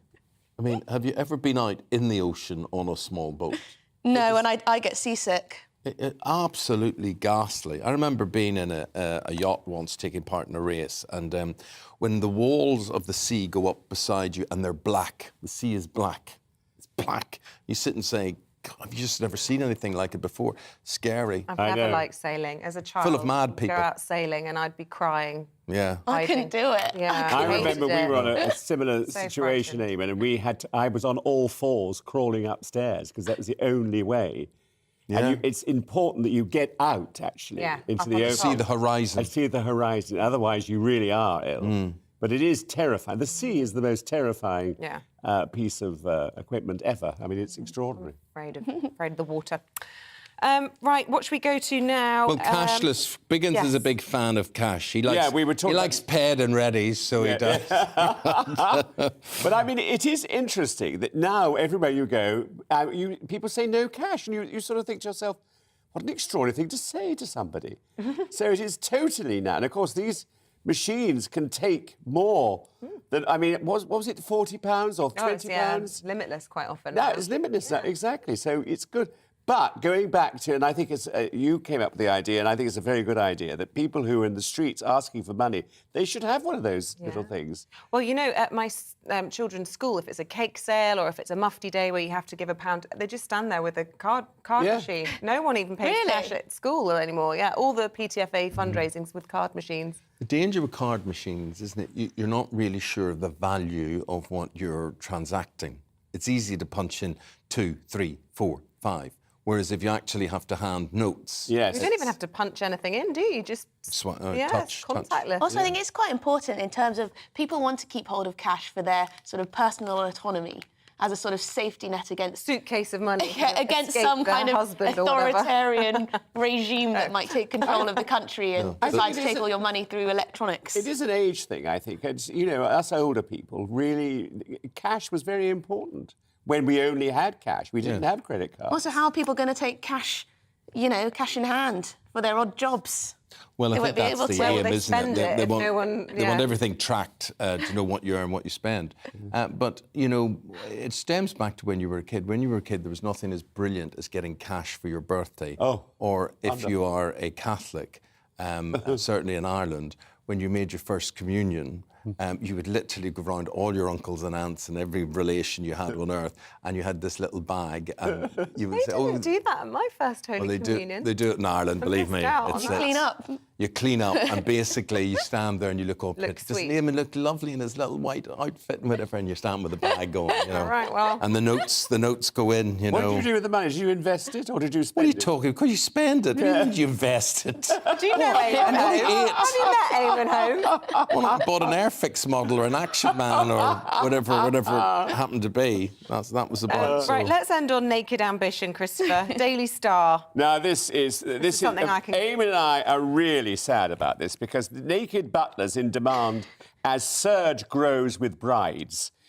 So there's a shortage of this, and I think, Eamonn, we should put ourselves forward. There's a shortage of naked butlers. Yeah, exactly. I would pay good money to see you two. Could I just say, with my feminist friend who sits beside me here and points all this out, Heaven forbid. if we were talking about this being naked waitresses, yes, we would be arrested and put in jail. You're right, you're right. But it's okay to have naked men yes, I know. going around here for your titillation. Yeah. There's a girl in a bikini on page 3 of half the papers this morning, so girls need to get their kicks too. Look, Emily, hands up. Have you ever been to a hen do with a butler in the bath or similar? I actually haven't, but I have noticed. I have noticed that a lot of friends my age or people I've known throughout the years are getting married now. I think after the pandemic they were putting it off for a while, or it got postponed, so everyone's getting married. I'm just looking at your fingers there. No, I don't have an engagement ring. Well.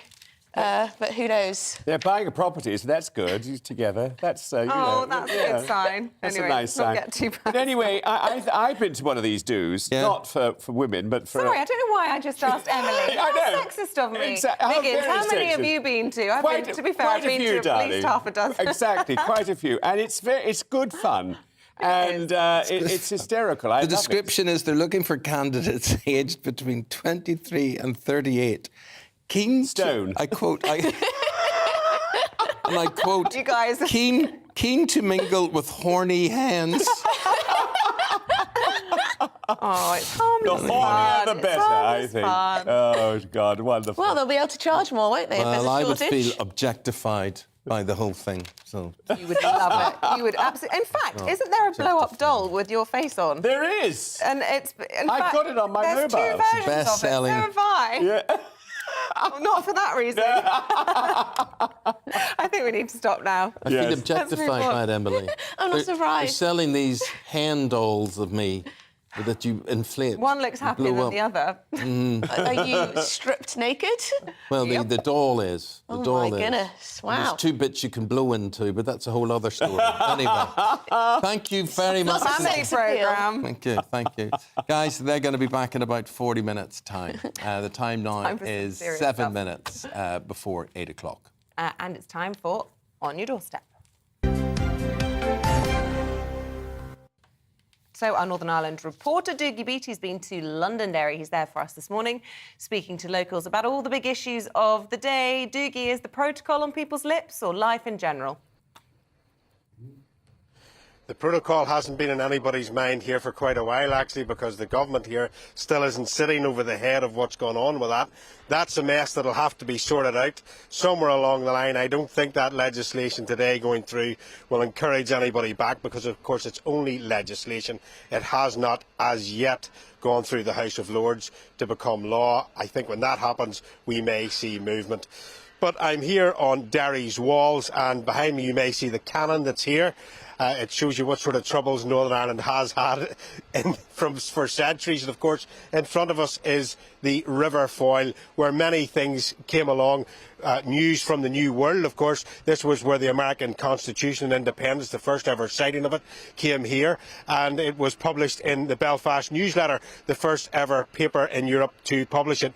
But the building behind these lovely ladies, of course, was a hotel back in the 1920s and 30s, and it had news of a different sort. A different person arrived here, a female that was a real hero and an icon to many, and we'll find out just who that is. And that was Amelia Earhart, the famous aviator from Atchison in Kansas. She was actually heading to Paris, but she had a fuel leak, and after 14 hours and 56 minutes, she landed here in this city. So we've got that wonderful story, the first female to fly solo across the Atlantic on the 21st of May, 1932. And apparently she greeted the locals with bonjour. Well, almost. She actually asked the question, where am I, to it was James McGeady, and he was smoking. And she had to tell him to put out the cigarette because of the leakage, you see. So where am I, she said, and they said, Cornshell Field, love. And she says, no, but where in the world? And they said Ireland, and she knew then that she had done it.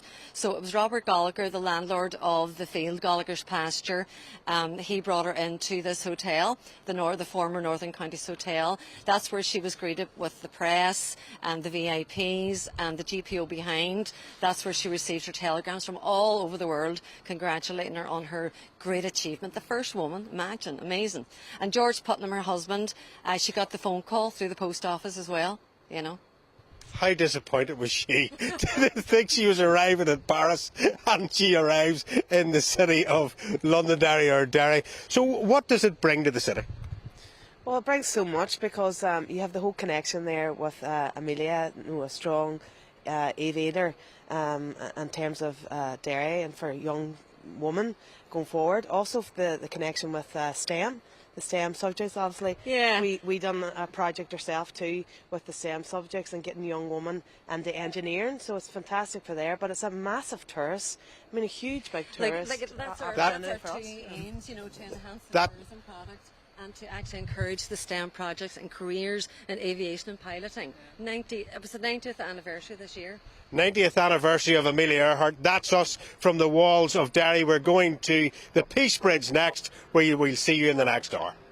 Very nice bridge as well, Dougie, and thanks for your little tour around town. You're making me very nostalgic, very homesick here by all of that. But thanks for the tour, Dougie. Thank you, appreciate it. Stay with us, big week in Westminster, lots going on. We'll be discussing all of that, including the government's new food strategy and what it means for your back pocket. That's after this quick break. Looking ahead to today's weather, and the UK is looking mostly dry with sunny spells, although some scattered showers will persist in the northwest. Let's take a look at the details. Well, the southwest of England will start Monday morning dry with some fair weather cloud and plenty of early sunny spells, and it will feel pleasantly warm in the sunshine with light winds. The southeast of England will start the morning with a fair amount of cloud, although there will still be sunny spells, remaining dry for all. It's a similar start for southwest Wales, rather cloudy but dry with some bright or sunny spells, and these will be most likely along the coast. To the Midlands, and they'll have a cloudier start to the day with only limited bright or sunny spells, and it will be dry with light winds, and most will see some sunny spells at times. The northeast of England will also have a rather cloudy start to the day with an isolated light shower possible, mainly over the hills, and there will be some sunny spells possible too. Southern Scotland will have a cloudy start to Monday with the cloud thick enough at times for a little light rain or drizzle, especially in the west, brightest in the east. And Northern Ireland will also start Monday on a cloudy note with the odd light shower possible here. So remaining cloudier with scattered showers in the northwest, while mostly dry elsewhere with warm sunny spells, especially in the south. And that is how your Monday morning forecast is shaping up.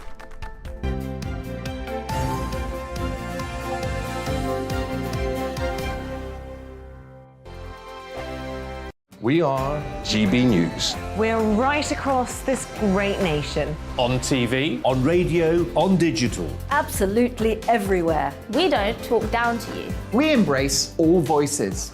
With honest and civilised conversation. we're not part of the establishment. We're one of you. And we're only getting started. Join us on GB News, The People's Channel. Britain's news channel. Every morning from 6 o'clock, we'll wake you up with GB News Breakfast with all the stories you didn't know from the night before. So whether it's serious news, entertainment, or your own views from all over our great nation, we're here to kick off your day with a smile. And the national media should be reflecting and reporting what's happening here. You will notice the northwestern accents. Whether you're with us on TV, radio, or online, every morning, it's breakfast from 6 a.m. Hope you can join us.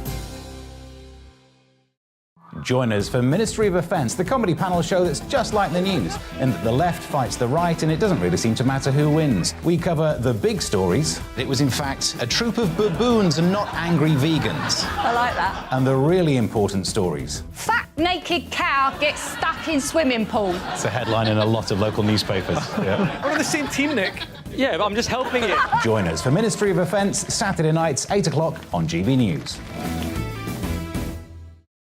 I'm Dan Wootton. Join me Monday to Thursday from 9 to 11 for the feistiest and most fun news debate on TV, where free speech reigns. I'll bring you a sharp take on the day's biggest stories, bombshell newsmaker interviews, and A-list guests. And I guarantee you, no spin, no bias, no censorship, and no reason to go to bed. That's Dan Wootton tonight, Monday to Thursdays from 9 on GB News.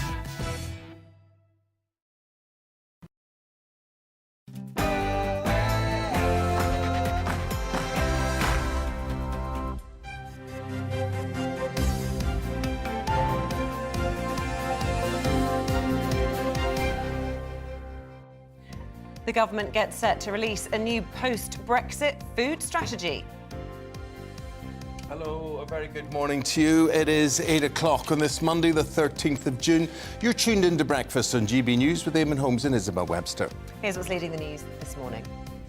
Boris Johnson has pledged that the new food strategy will back farmers, boost British industry and safeguard food security. However, a leaked draft of the document's been widely criticised by campaigners. The rail union, the RMT, is planning disruption on the UK railway network. It will see 40,000 union members walk out. However, according to the Transport Secretary, a change in legislation could allow companies to hire agency staff to cover future disruptions. The first deportation flight carrying asylum seekers to Rwanda could still go ahead tomorrow after a High Court ruling. However, campaigners against the government policy have taken their fight to the Court of Appeal, with a verdict expected later today. And Prince Andrew has reportedly been banned from appearing in public at today's Order of the Garter ceremony. It comes after Charles and William raised fears of a public backlash. And as always, we'd love to hear from you. Get involved in the discussion. We are the People's Channel. We'd love to include our GB viewers and listeners in all of it. Our contact details are gbnews@gbnews.uk, or you can tweet us at GB News. Nice to have you on board. You can also subscribe to the GB News channel. That is on YouTube, and you get the latest on the big stories there. So we'd welcome your company.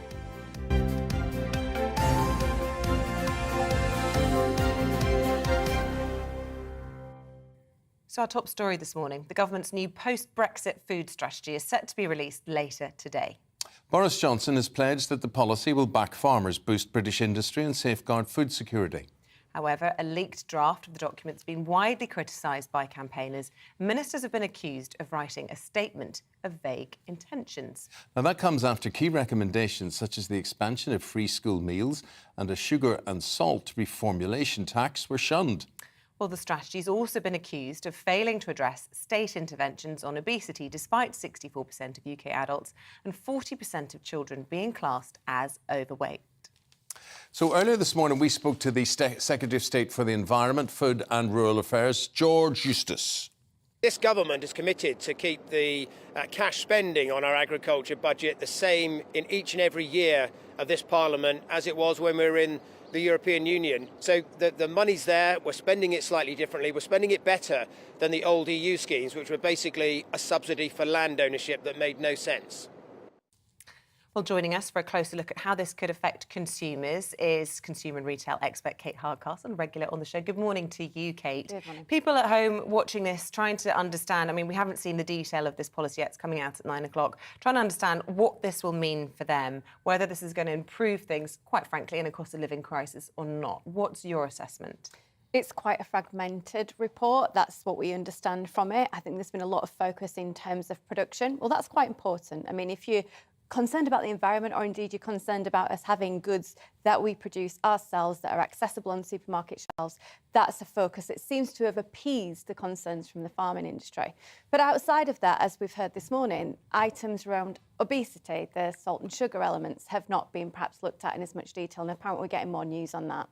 When it comes to the consumer, particularly right now, they want to get the best deal they can for their families. There is real concern still on a weekly basis, particularly with the petrol pumps going up and up, particularly with the concerns around how industry is going to carry on cogging the wheels about employment, etc. I think families just want to get the best for them, and they're doing so on a budget. We're hearing reports from CEOs of supermarkets that people are going in and saying, right, when this hits £40, tell me, because I'm going to put anything else back. So that's the reality. So I think we've got this prevalent issue that a lot of people are wanting to understand, and I think we can do a lot still as consumers to get the best out of our shop. But I think in the longer term, do we need to be replanting, focusing much more on production here? Absolutely we do. Mm-hmm. Well, I just want to get your response to the breaking news that's come in the last hour from the Office for National Statistics, and that's that the GDP in this country has fallen to 0.3%. That was in April. It's now 0.9% above pre-pandemic levels, and we've seen drops in services, manufacturing and in construction. What's your assessment of that? It's a cross-sector, which is unusual, but what I would say is that we know positivity breeds positivity. So when the economy is buoyant, it's because we feel like spending, and the businesses then invest in the organisations because they're getting the benefit from that. It's simply not the case. I don't think I've heard of any industry over the past 2 weeks as I've travelled across the UK that is feeling buoyant and positive about issues. Many had challenging times through COVID. Some actually had huge boosts in COVID. You know, they saw internet sales go up and they saw their products be able to get a new audience, new market. It's challenged, it's plateaued. And obviously this figure is unusual because it comes off another previous challenging month. So we're seeing this pattern emerging now. I would say we do need reinvestment in the economy to feel that we as consumers have got that buoyancy too. It's almost like this cyclical piece. Yeah. What I want to do now, Kate, is to bring in a GB News viewer. We go to James Maloney. James is in Wales for us this morning. Where are you in Wales, James? I'm just in Caerleon. And where's that, James? It's just between Cardiff and Bristol. OK. Oh, gorgeous. My friend, tell us about yourself. Before we start talking about various things and things that may affect you, tell us about who you are. I've got a small little ice delivery factory in Bristol. Just drive around in a truck most of the day, delivering ice to businesses and festivals. So what you're hearing in the news at the moment, generally, or what you're hearing today about this food policy, anything you want to say? Yeah, it's just more government interference in business, in our lifestyles. I think the food strategy, telling people what they should be eating, I think the MPs need to look a little bit closer to home. You've got about 600 overweight, obese people in the House of Commons. They have no cost of living crisis problem. You know, money is no object to them. So it's not buy one, get one free is a problem for them. Yet they're still all overweight. So none of the reforms in all these policies would change how they eat or their lifestyle. So why do they think it would work for the rest of the country? It's interference there, but the actual process is called a strategy. And that strategy, hopefully, would give farming a direction. It would give farming a boost. It would show farming that there is support and that we would grow more things for our own people. What would you say to that? Yes, I agree. I think that is a good idea. We should be growing more food for our own consumption in this country. But there's a few things that have come out on this leaked document, like we should all be eating wild venison and growing our own cucumbers and stuff, which is just a waste of taxpayers' money and nonsense. growing your own cucumber a waste of taxpayers' money? I mean, you can't argue against trying to come up with some sustainable suggestions. The government's obviously trying to make us a bit more self-sufficient when we're facing a global food crisis. Yeah, I tried growing some potatoes myself a few years ago, and I spent the whole summer the easiest thing watering them, fertilising them. I ended up after about 4 months with about a pound's worth of potatoes. Because potatoes are brilliant in the soil. There, James, they break up the soil. They're impossible almost not to grow. They grow like weeds. Yeah. So anyway, you haven't got a green hand. Do you know? I'm interested. I'm fascinated with this ice business that you've got. Yeah. So who do you deliver to? And then do you have like a warehouse that has big ice machines churning this out? And if so, how much ice do you produce a day? Frozen, the musical now. Do you need to? Yeah, so, well, the big thing coming up in a couple of weeks is Glastonbury Festival. So I'll supply a lot of the VIP sites with ice, all of the glamping and luxury yurts. And I've got, lots of ice machines, make 10 tonnes a day deliver it to lots of bars and restaurants, coffee shops. Yeah, you see, I think that's fascinating because if we were ever talking about industry in the country, nobody would mention ice production. You just wouldn't. Ice, baby. It just wouldn't happen, right? So I think it is amazing that you do what you do on that scale. And how many people do you employ? Actually, I use agency people over the summer, so not direct, because it's very seasonal. So over festival seasons, I'll have... but when the government says they are friends of industry, are they your friend? Do you believe that? No, I don't think so. They've been a complete hindrance, the government have, over the pandemic. They've completely decimated the hospitality industry. And I think people like Grant Shapps last week commenting on the airlines, saying that it's all their fault and they should have employed more people. And it's the government interference that's caused the problems with the airlines and the staffing. So I think he's got a lot of front, actually.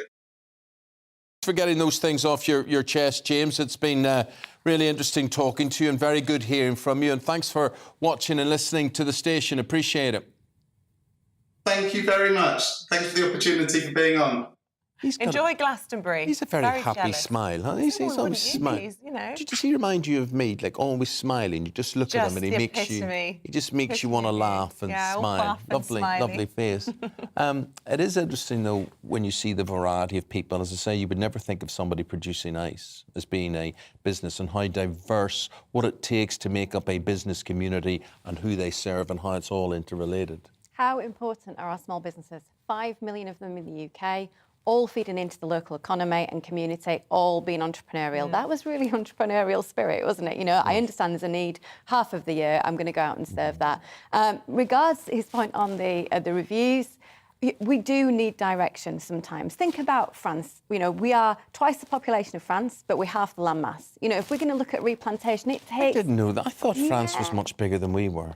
It's bigger in terms of area, but smaller in terms of population. So if you think about directives, we need to do more when we get in this, where we're going with this, how we're going to get hold of this. So I believe the government needs to be involved with things like that. Sometimes you think they get things right or wrong. Interference, or is it direction? I think we need direction, but I understand why people on something that is a matter so close to our heart on food want to challenge it. And that's what it should be about. Great policies should be up for challenging. I was reading some of the stats around how much food we produce ourselves in the UK. It's declined, hasn't it, since the 70s. How much of a boost do you think this will be to that, and why is that important in this current climate? Look, it's going to be gradual. We can't get this success overnight, but there's two concerns really, Isabel. We don't produce enough for ourselves, and if you think about going and getting a pear from a tree, which in good old England we should be able to do, and then if you go to our supermarket shelves, you see the cans and the plastic packaging, and it's come from all over the world. There's something a bit broken here. I think Chris Packham was saying the same over social media at the weekend. So I think that eventuality of being better for the planet when we talk about it, as well as the food pricing, is great. A lot of people will push back and say, you know, just the same issue with healthy food. I cannot afford right now. So it's the affordability element. How do we cross over the bridge to get there?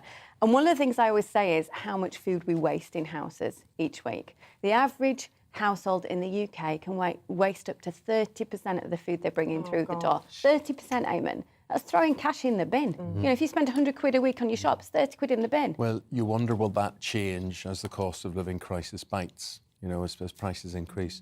Now, on the subject of food, I have this thing about takeaway, right? So I have all these bins around my house, and I'm forever running to that bin and this bin and washing this out and doing this.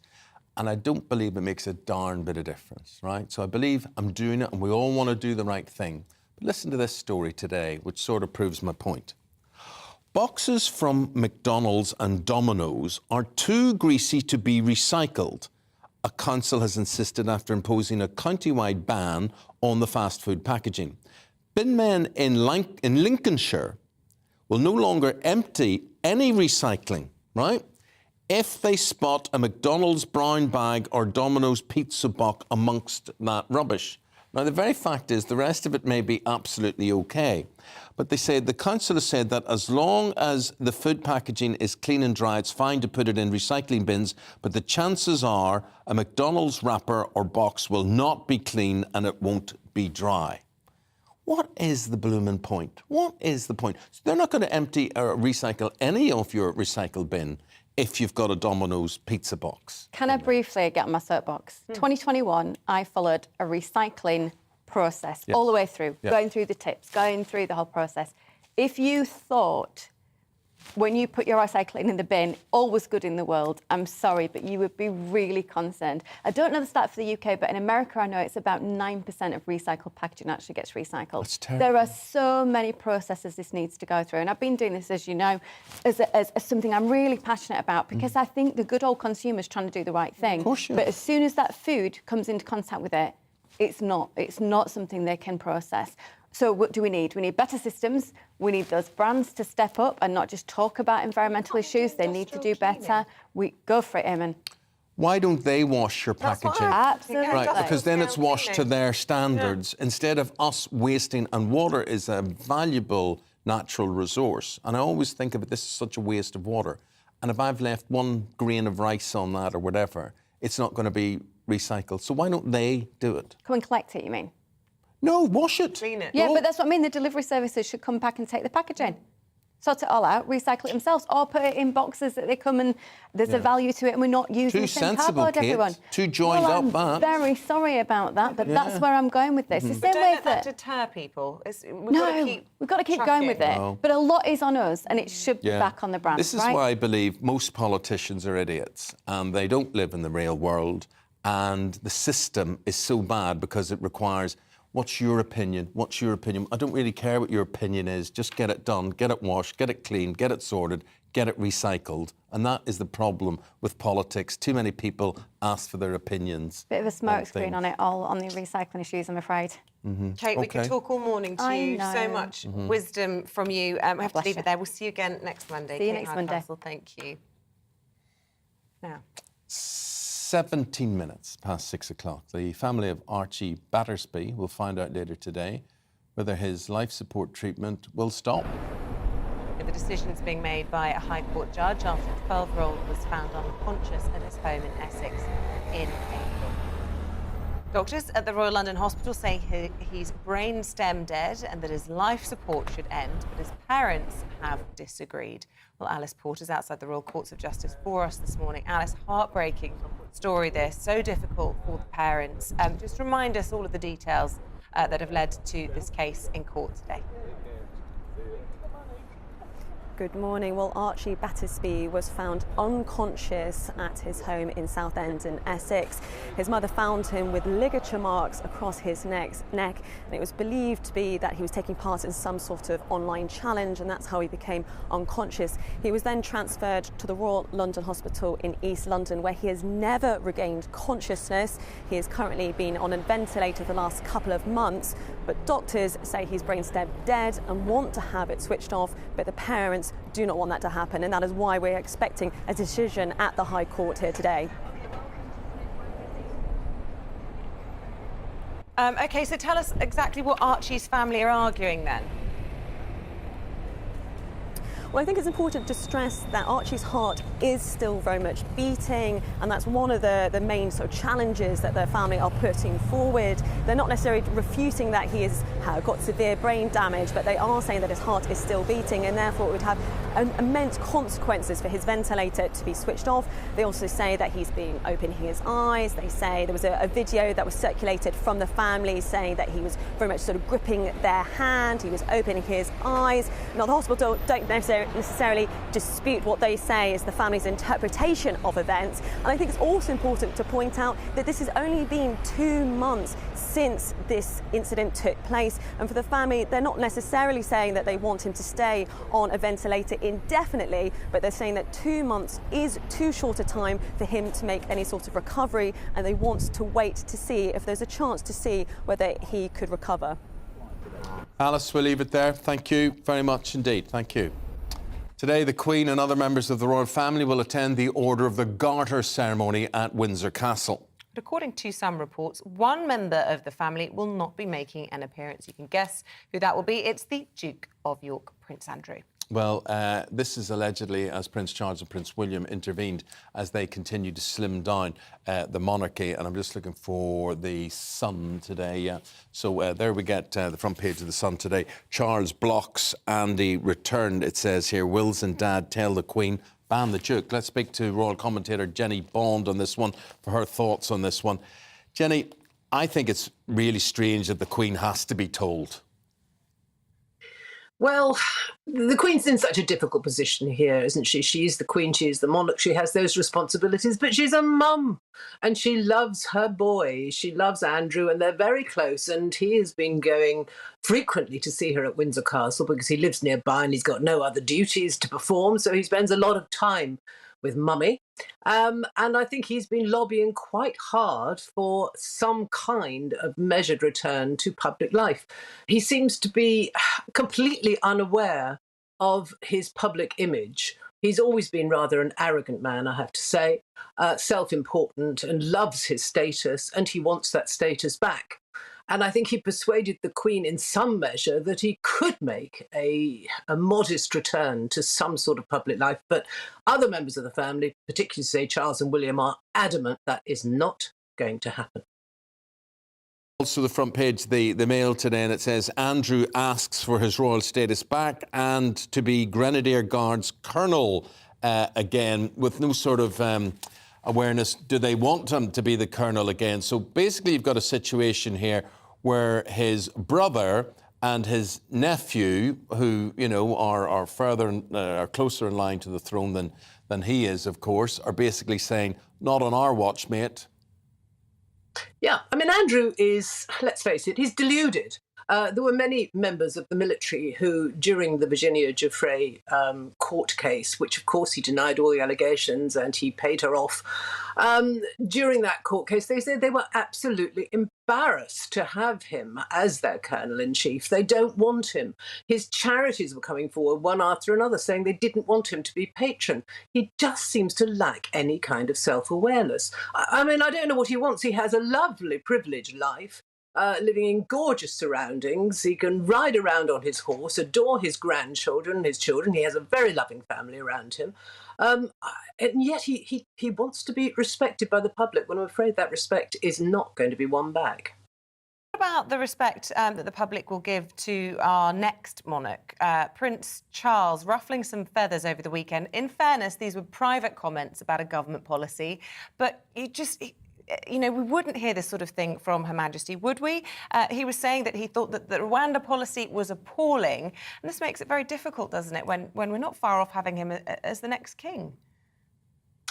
Well, I take a rather different view on this because I applaud the Prince, actually, for speaking out in the way he did. When I read those reports yesterday, I thought, oh, hooray, good for him. But you see, he isn't the monarch at the moment. He is the Prince of Wales. We know a lot of what he thinks, and he has some quite controversial views, and he's expressed them. He has said he will not do so when he is king. I feel rather sorry about that. I know that he mustn't be party political if you want, but if he feels strongly about issues, I'm not sure that we shouldn't hear his voice. Everybody has a voice these days. We're all over social media with our opinions. I'm not sure that the royal family have to stay quite so stum. And I would point out that as monarch, constitutionally, according to Walter Bagehot many centuries ago, the monarch has the right to advise, to be consulted, and to warn. Now, that's quite a broad term, to warn. And if you think your government's policy is appalling, maybe you should warn. But I mean, you risk alienating a segment of the people you are, monarch over, if that's the correct royal terminology. And the problem with that is, there are already questions beginning to be asked about the future of the monarchy. If you've alienated some of your people, it's a bit of a dangerous gamble, isn't it? Well, just having a constitutional monarchy alienates a proportion of the people, the Republicans. I think as a king he should tread carefully, but if he feels very strongly about certain issues, then I personally think maybe we should move into the 22nd century and move on from Walter Bagehot a little bit, actually. Brilliant. Thank you very much, Jenny. Lovely to see you. Thanks for coming on. Jenny Bond there for us. Always good to hear from you, Jenny. Thank you very much indeed. With that, we'll take a break. Time approaching 8:25, and still to come is the singer Justin Bieber. This is a bad one. Well, he's been diagnosed with something called Ramsay-Hunt syndrome. What is that? What are the effects of that? Isn't it? Well, we're going to find out all about it from a doctor after your weather update. Looking ahead to today's weather, and the UK is looking mostly dry with sunny spells, although some scattered showers will persist in the northwest. Let's take a look at the details. Well, the southwest of England will start Monday morning dry with some fair weather cloud and plenty of early sunny spells, and it will feel pleasantly warm in the sunshine with light winds. The southeast of England will start the morning with a fair amount of cloud, although there will still be sunny spells, remaining dry for all. It's a similar start for southwest Wales, rather cloudy but dry with some bright or sunny spells, and these will be most likely along the coast. To the Midlands, and they'll have a cloudier start to the day with only limited bright or sunny spells, and it will be dry with light winds, and most will see some sunny spells at times. The northeast of England will also have a rather cloudy start to the day with an isolated light shower possible, mainly over the hills, and there will be some sunny spells possible too.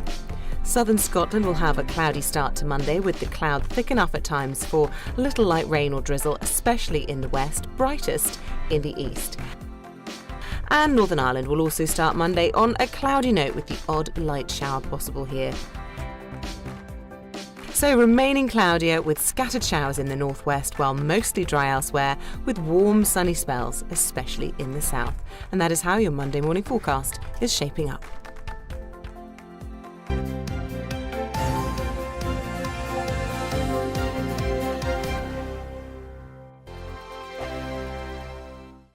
We are GB News. We're right across this great nation. On TV, on radio, on digital. Absolutely everywhere. We don't talk down to you. We embrace all voices. With honest and civilised conversation. we're not part of the establishment. We're one of you. And we're only getting started. Join us on GB News, The People's Channel. Britain's news channel. Every morning from 6 o'clock, we'll wake you up with GB News Breakfast with all the stories you didn't know from the night before. So whether it's serious news, entertainment, or your own views from all over our great nation, we're here to kick off your day with a smile. And the national media should be reflecting and reporting what's happening here. You will notice the northwestern accents. Whether you're with us on TV, radio, or online, every morning, it's breakfast from 6 a.m. Hope you can join us. Join us for Ministry of Offence, the comedy panel show that's just like the news, in that the left fights the right and it doesn't really seem to matter who wins. We cover the big stories. It was in fact a troop of baboons and not angry vegans. I like that. And the really important stories. Fat naked cow gets stuck in swimming pool. It's a headline in a lot of local newspapers. Yeah. We're on the same team, Nick. Yeah, but I'm just helping you. Join us for Ministry of Offence, Saturday nights, 8 o'clock on GB News. I'm Dan Wootton. Join me Monday to Thursday from 9 to 11 for the feistiest and most fun news debate on TV, where free speech reigns. I'll bring you a sharp take on the day's biggest stories, bombshell newsmaker interviews, and A-list guests. And I guarantee you, no spin, no bias, no censorship, and no reason to go to bed. That's Dan Wootton tonight, Monday to Thursdays from 9 on GB News.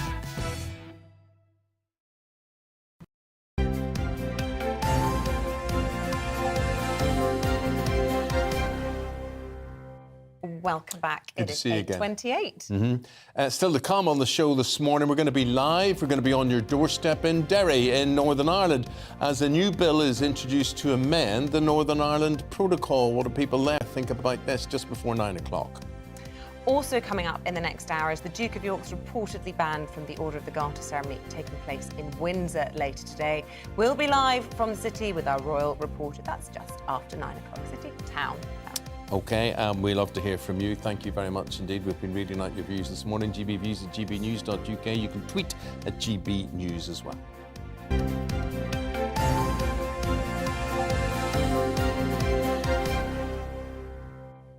So now this is a really interesting item. We'll all be familiar with Justin Bieber for his good looks and his dulcet tones, but he's had to postpone some of his upcoming tour dates because he's been diagnosed with a very rare condition called Ramsay-Hunt syndrome. So what it's done to Justin is it has affected, and you can see from that photograph there, the right-hand side of his face, and it's caused paralysis there for him. But to explain more on this is Dr. Bill Towney. He's an expert in this syndrome, and he's with us in the studio now.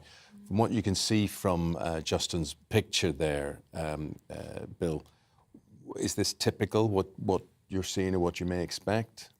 Absolutely. Ramsay-Hunt syndrome is a devastating cause of facial palsy, and what we can see there is that his right side is not moving, so it affects all the muscles of facial expression.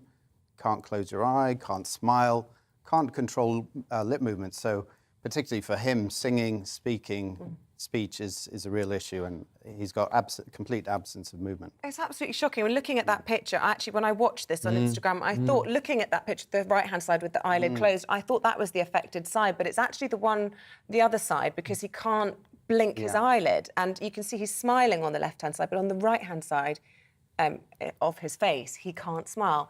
Really shocking, but how on earth would he have contracted this?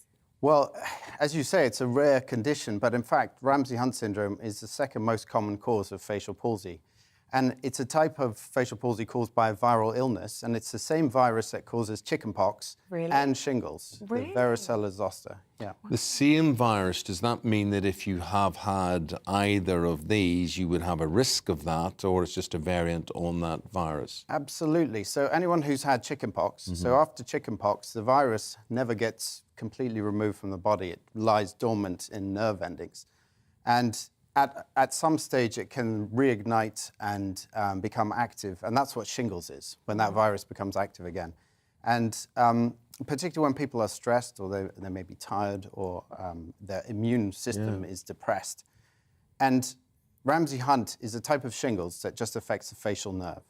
So one of the things about shingles is that it causes extreme pain, and that's a very sort of strong hallmark of Ramsay-Hunt syndrome, as well as the... Really? So he'll be in pain as well? Absolutely. Pain is a big issue, and that helps distinguish it from other causes like Bell's palsy. So you're obviously a plastic surgeon. Yes. So in cases like this, would you look to operate on somebody like Justin Bieber, or can he hope to make a speedy recovery without intervention? Well, what's his prognosis if you were treating him? Great question. I hope for his sake it doesn't come down to surgery, because that's the very extreme end of patients who've had this condition. Around 70% of people will make a full recovery or near enough full recovery. That means that 30% don't. And the thing is that we know some things influence the recovery. So if you get steroids early and also antiviral medication, so within the first 72 hours, then that makes a really significant difference in terms of your overall recovery. If you don't get those, then only about half of people will go on to make a full recovery. Gosh. So there, unfortunately, it is a similar condition to Bell's, but with a worse prognosis. Well, look, this would be awful for anybody to get, but if we look at these pictures of Justin again, Such a handsome chap. and a performer, an entertainer, of course, that is his business, to look good, sound good, look as if he's enjoying himself, to have expressions there. So I would have imagined if you're someone like him, you're going to seek surgery. Well, I appreciate that, but actually, I mean, it's absolutely devastating, and I really feel for him because, especially in his line of work, it's just devastating.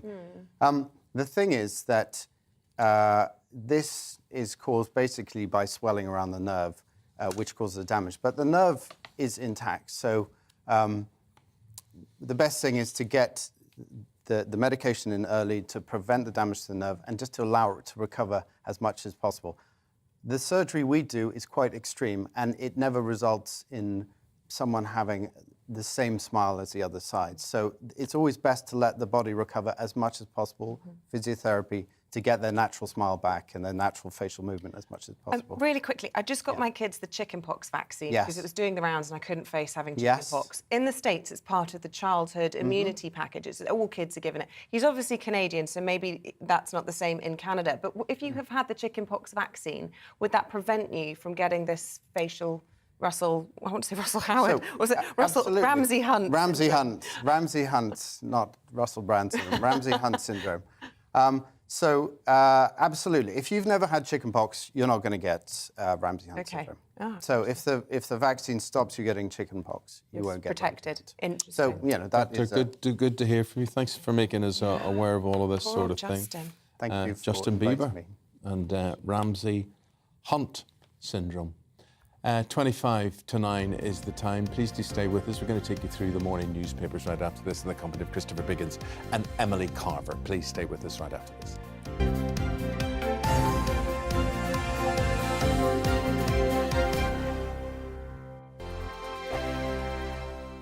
We are GB News. We're right across this great nation. On TV. On radio, on digital. Absolutely everywhere. We don't talk down to you. We embrace all voices.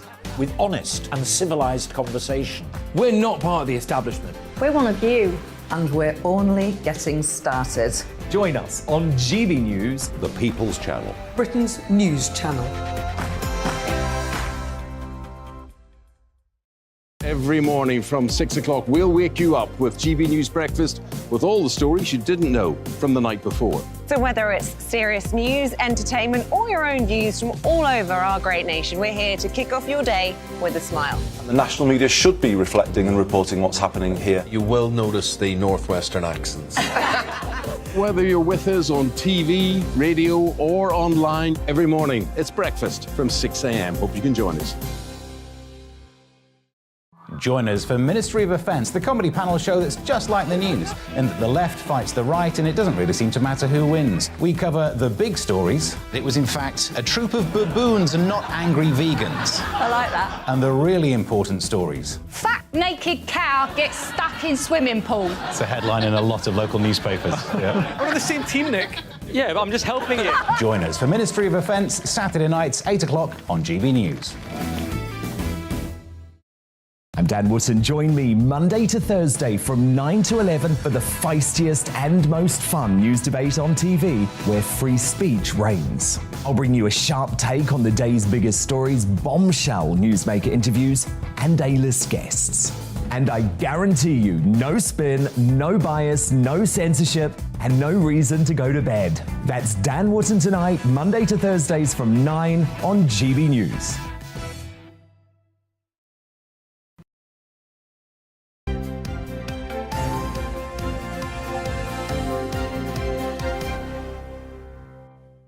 Continuing their romp through the newspapers this morning, we welcome back Emily Carver and Christopher Biggins. And Emily, we start in The Guardian. This is page 5, and this is about the backlash on Rwanda. Yes, this is another angle to this story. Of course, earlier we were talking about all the legal challenges against this policy of deporting migrants who cross illegally to Rwanda. This is about, in The Guardian, this is about how the unions are getting involved. So the Border Force staff, more than 80%, which represents more than 80% of Border Force staff, this particular union, they're essentially saying that their union members, those Border Force staff, shouldn't have to shouldn't have to implement this policy if they believe it is or could be unlawful in the future. Are they taking a moral stance on this? So they're taking a moral stance about how this policy is immoral and how that it could be rendered illegal in the future, and therefore they shouldn't have to implement it. So you've got the unions, you've got also protest groups, Amnesty International, all sort of campaign groups, or these lawyers as well, all sort of coming together against this policy. So it's going to be very difficult for the government going forward. It might be the case, but one gets the sense of all the fights that are going on at the moment, the government are up for this. They're up for it because they think the public's on side, because, you know, a big part of Brexit, the big slogan, getting control of our borders again, they want to be seen to be tackling a problem. Do you think that's fair to say? I think it is fair to say, and I think this kind of policy does show us, A, how divided this country is when it comes to such issues, and B, potentially how out of step some of this sort of Westminster bubble is with sort of Middle England opinion. I think a lot of people in this country, I don't know if it's an outright majority, but definitely a large minority are in favour of this policy, and they don't see it as immoral. They see the fact that people crossing over illegally is immoral and puts our, you know, national security at risk. So it's what you value first. There's such a divide in this country between where you stand on this policy. If there was an obvious alternative to Rwanda, then the hand of these unions would be strengthened. But I'm pretty sure you're going to say to me there isn't an obvious alternative. Well, I mean, you know, they've had all sorts of ideas that they've come up with over the years at the Home Office, and every single one, it seems, isn't satisfactory according to the sort of, you know, the campaign groups, the human rights groups, the lawyers, etc., etc. So I think the government, to be fair to it, is sort of caught between a rock and a hard place on this issue. Big 6,000 illegal immigrants every day cross over to this country. The question is, how much longer can we take on doing that? And people will say, and I'll have heard the arguments, this is a massive country, we are a rich country, we're this, we're that. Local authorities don't think they're rich when they have to take up the responsibility for caring and looking after and housing. And it's expensive. Poor people. I mean, it's not as though we Somebody has to pay for it. Yeah, someone, and it's usually us have to pay for it. I mean, I think, you know, it's when you see those boats coming across the water, the channel, it's heart-rending because it's just so awful what they must go through. And the desperation that these people have in coming here is appalling. I mean, something has to be done. I mean, I'm not quite sure what. I mean, you know, in the whole situation with this war we have in Russia, you know, when they were trying to bring people over here, they should have done something more to bring more. And those hospitals that we had during COVID that they built with thousands of beds and things, they should have put them in there and then gone through, you know, all the legal things to see. But don't keep them over there in a war zone where things are terrible. What seems to happen with the ones who are travelling across the channel is that they just get dumped in random towns, in random hotels, and then just sort of left there to their own devices, really. And I'm not really sure where the resources will come from to help them, you know. That dovetails into another story you've chosen, Christopher, actually listed as our last story, but I want to link it. This is about Kigali Migrant Airport being the height of comfort. Tell us more. I must say, I'm going to go home and book a room there because it looks so nice. I mean, there's a gift shop where everything's free. No. There's a volleyball court. Where is Kigali? Where is that? Where's Kigali? In Rwanda. Oh, right, yeah. Yeah. I don't think it's the capital, is it? It's just I think it is the capital. It is the capital, is it? Gosh, computer suites, 3 chef-prepared meals a day, and they're calling it the Happy Hotel.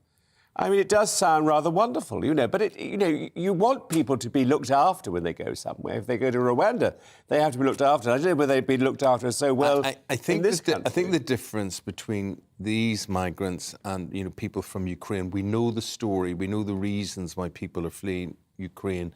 Emily, do you not accept that there may be an awful story with these people? We just simply don't know about it. Yeah, of course.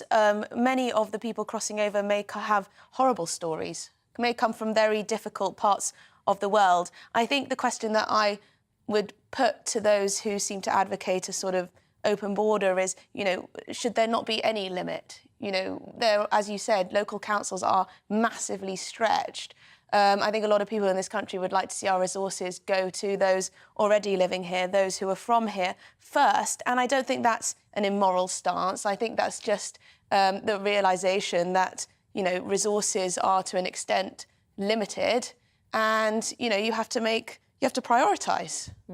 Okay. Is nothing being done about the groups who organise these trips across? Criminal gangs. Criminal gangs, making thousands and thousands and thousands of pounds. I think the government line is they want to show these criminal gangs that it is not an economic model. They talk about them as if they are, legitimate businesses and they have an economic model, and they're going to show that this economic model is not viable. That's what Rwanda does to all of this. Because let's move on to the Mail, and we continue in praise of Her Majesty the Queen. Yes, I know. It's amazing. She keeps going and going and going. And this today says she's the Queen. The Queen is the second longest reigning monarch in history, which is extraordinary. Louis XIV of France ruled for 72 years and 110 days.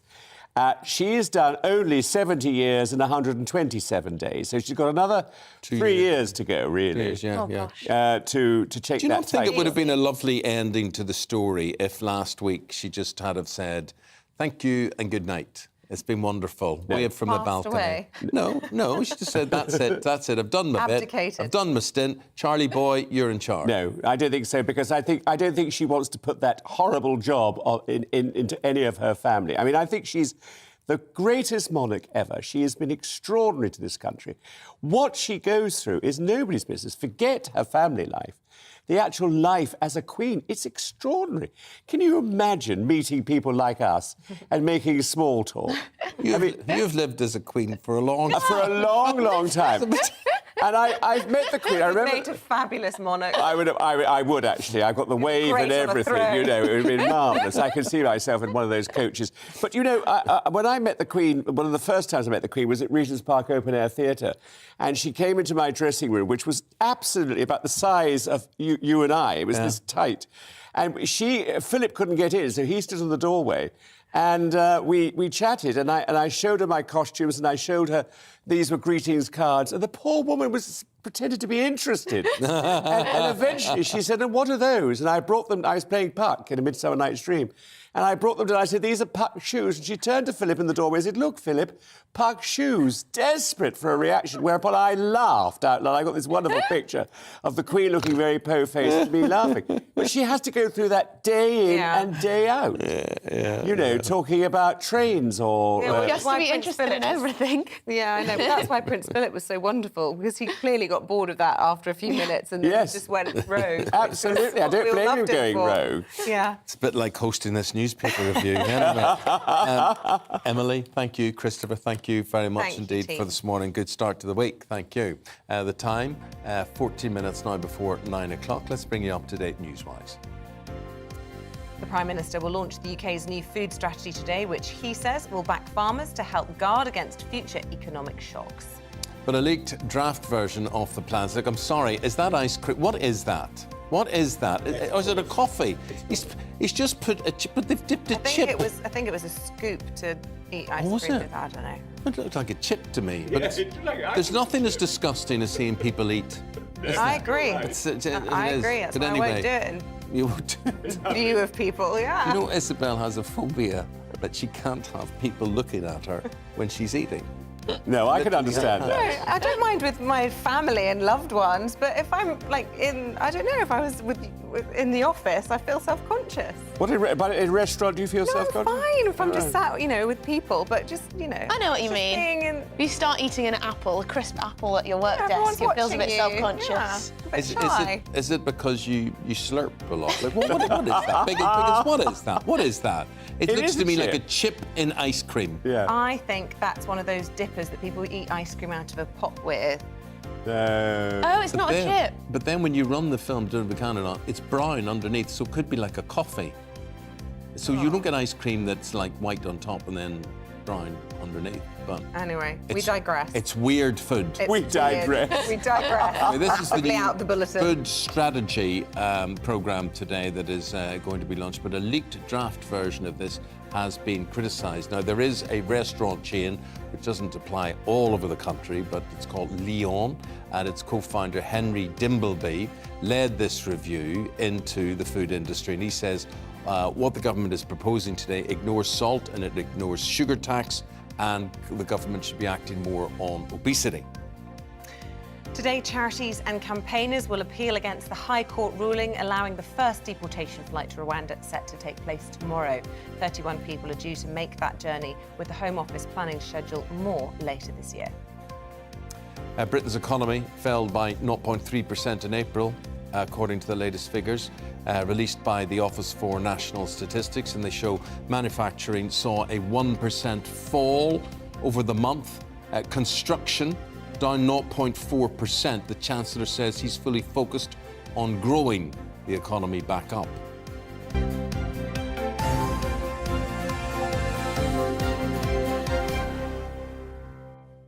Now, we're off to Derry today in Northern Ireland for On Your Doorstep, and it's a very, very interesting tour, as you will see.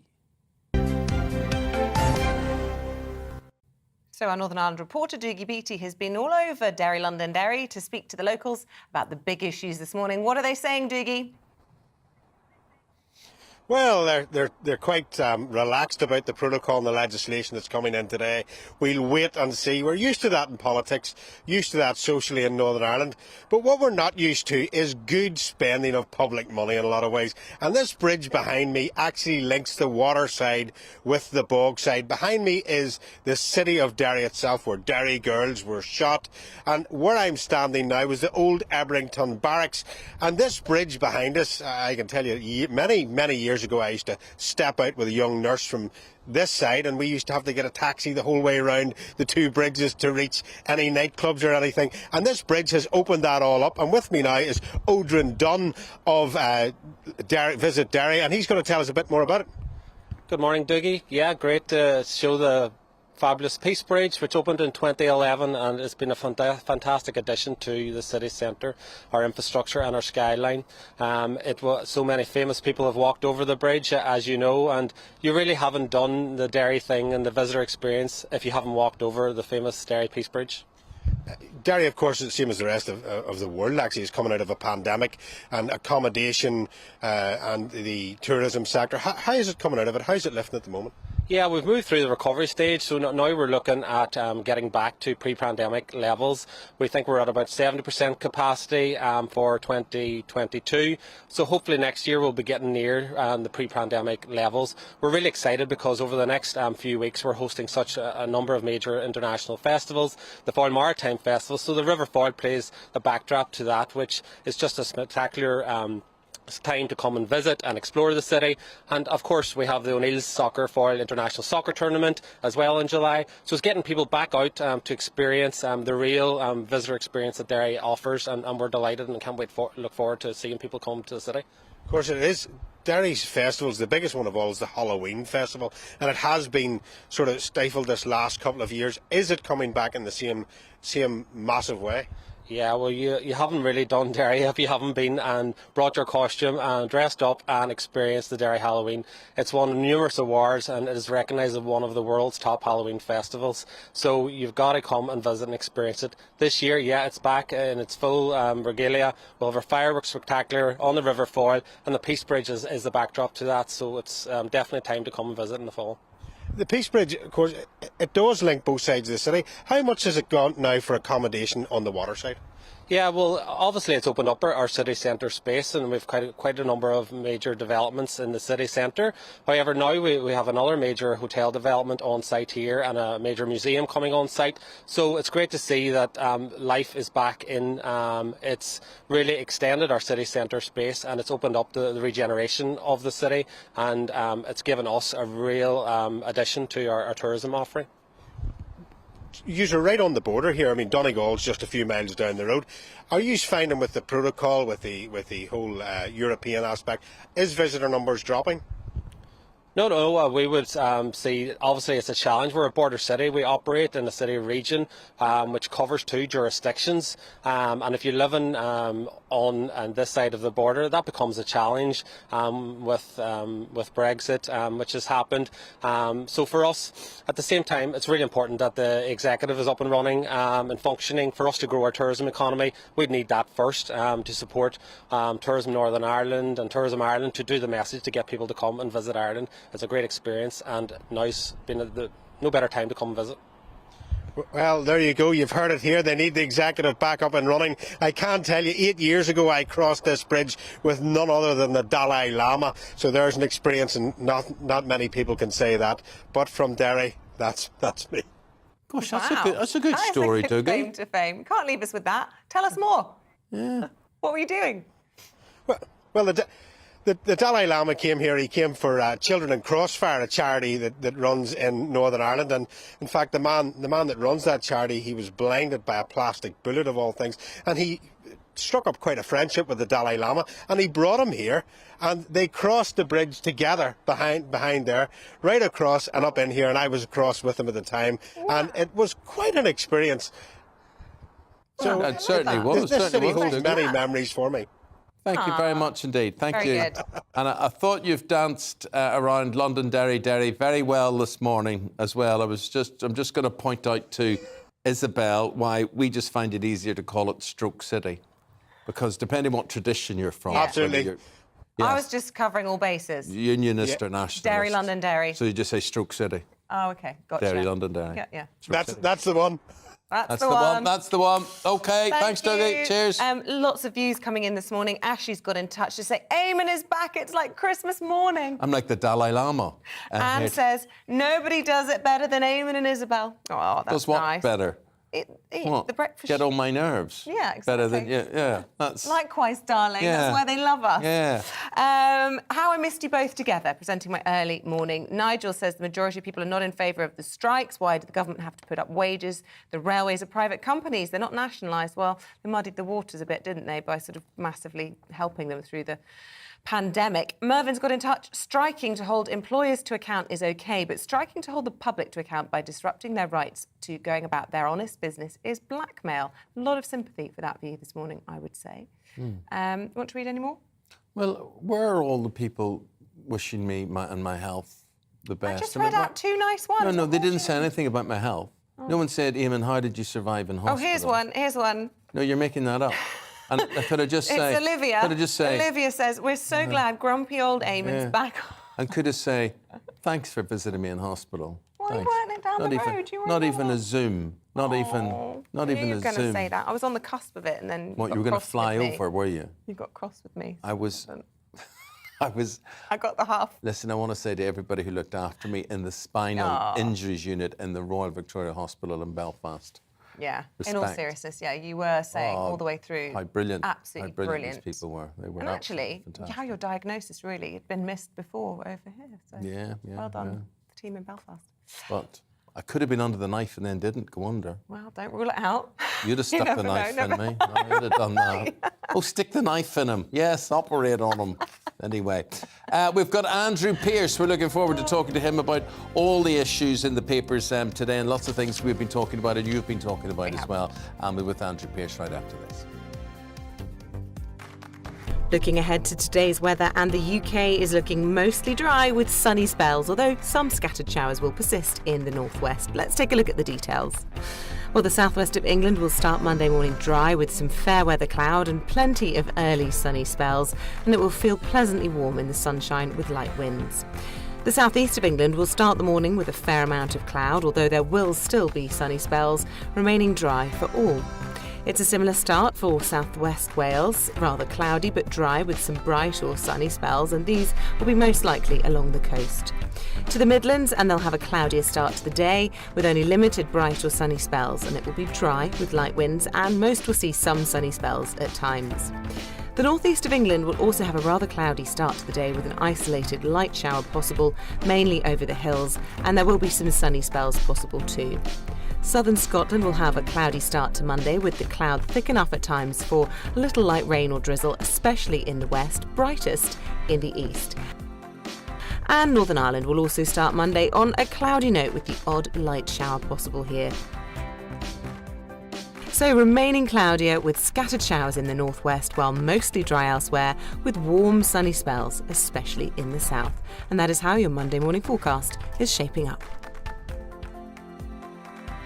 Hello, I'm Michelle Dewberry, and you can join me every weekday 6 till 7 on Jubes and Kerr. Me and my panel will get stuck right into the day's events, and I can tell you, in fact, I can warn you, expect some robust debates, some strong opinions and perspectives from both sides of the fence. It's about you at home as well. I love to read out all of your comments, or at least as many as I can. So join me, Michelle Dewberry, Monday to Friday, 6 till 7 on Jubes and Kerr.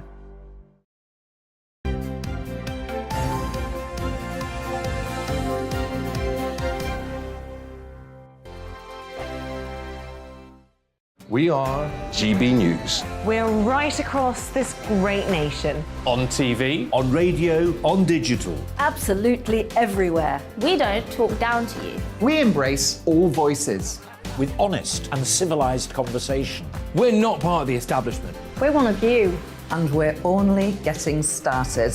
Join us on GB News, The People's Channel. Britain's news channel. Every morning from 6 o'clock, we'll wake you up with GB News Breakfast with all the stories you didn't know from the night before. So whether it's serious news, entertainment, or your own views from all over our great nation, we're here to kick off your day with a smile. The national media should be reflecting and reporting what's happening here. You will notice the northwestern accents. Whether you're with us on TV, radio, or online, every morning, it's breakfast from 6 a.m. Hope you can join us.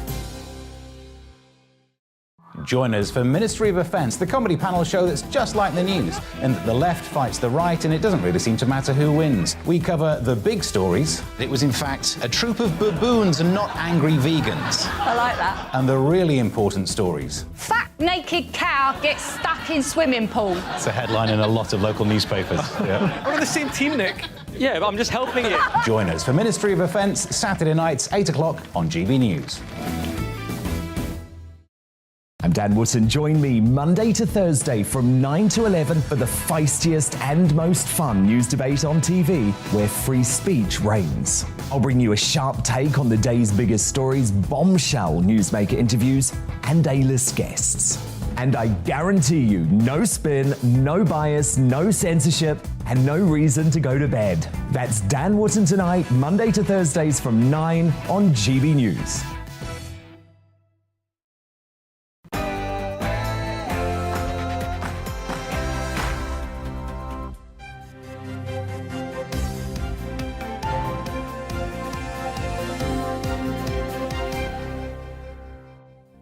The government gets set to release a new post-Brexit food strategy. Good morning. It's 9 o'clock on Monday, the 13th of June. This is Breakfast on GB News with Eamonn and Isabel. Thanks for joining us. Here's what's leading the news this morning. Boris Johnson has pledged that the new food strategy will back farmers, boost British industry and safeguard food security. However, a leaked draft of the document has been widely criticised by campaigners. The RMT is planning a mass disruption on the UK railway network that will see 40,000 union members walk out. However, according to the Transport Secretary, Grant Shapps, a change in legislation could allow companies to hire agency staff to cover future disruptions. The first deportation flight carrying asylum seekers to Rwanda could still go ahead tomorrow after a High Court ruling. However, campaigners against the government policy have taken their fight to the Court of Appeal, with a verdict expected later today. And Prince Andrew's reportedly been banned from appearing in public at today's Order of the Garter ceremony. It comes after Charles and William raised fears of a public backlash. We'll be live in Windsor in the next 10 minutes. And thanks very much. We're reading out lots of your comments and things you've got to talk about today, so keep those coming in, and you'll have a few more to say after we hear from Andrew Pearce. gbviews@gbnews.uk. You can tweet at GB News as well. You can also subscribe to the GB News channel, which is growing in popularity, and it is on YouTube. Yes, and it's free, and you get all the latest on the big stories everyone's talking about.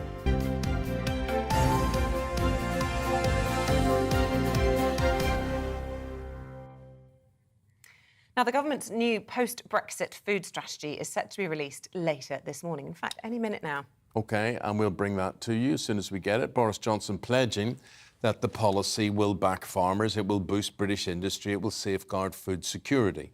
However, a leaked draft of the document's been widely criticised by campaigners, and ministers have been accused of writing a statement of vague intentions. Now, this comes after key recommendations such as the expansion of free school meals and a sugar and salt reformulation tax, were shunned. The strategy has also been accused of failing to address state interventions on obesity, despite 64% of adults and 40% of children being classed as overweight. Now, earlier this morning, we spoke to the Secretary of State for Environment, Food and Rural Affairs, and that's George Eustice. Here's what he had to say. This government is committed to keep the cash spending on our agriculture budget the same in each and every year of this Parliament as it was when we were in the European Union. So the money's there, we're spending it slightly differently, we're spending it better than the old EU schemes, which were basically a subsidy for land ownership that made no sense. OK, what sense does it make? In the studio now, joining Isabel and myself, we've got Andrew Pearce, who joins us every Monday. Andrew is the consultant editor of the Daily Mail, to hear his thoughts on a whole range of subjects, starting with food strategy. Morning. Well, I think the time, I always thought Henry Dimbleby has come up with this strategy, which nice posh guy who's obviously in touch with the ordinary working families. And he says that there should be, he wants to crack down on salt and sugar in food. That means the government was going to put a tax on and make it more expensive.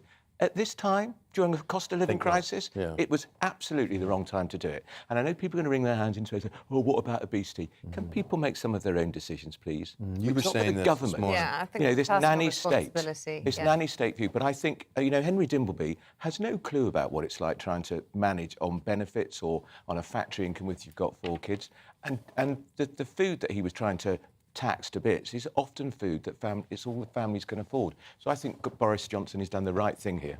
What I think is really scary, though, is just looking at these figures here. Yeah. 2/3 of adults, 2/3 of adults, men and women, 40% of children classed as obese. Yeah, it's a huge problem. It is a huge problem, and we should get kids doing more walking. Whenever I go to work to the Tube, I see all the children in the back seats of Mum's car. Why can't they walk to school? Why can't they get on a bike? You used to when we were kids. Call me old-fashioned.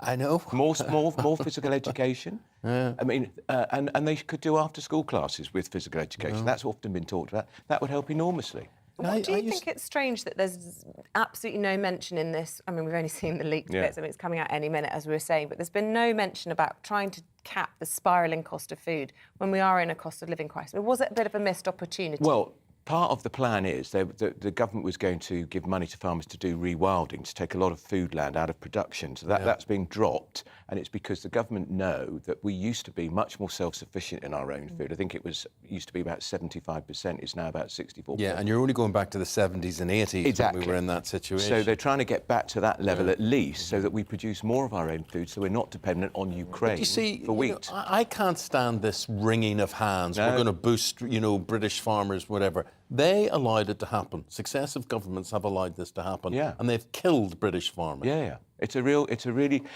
really difficult area, and they've woken up to it very late, the government. I was watching Countryfile last night, right? And one of the things they were doing was in the Lake District.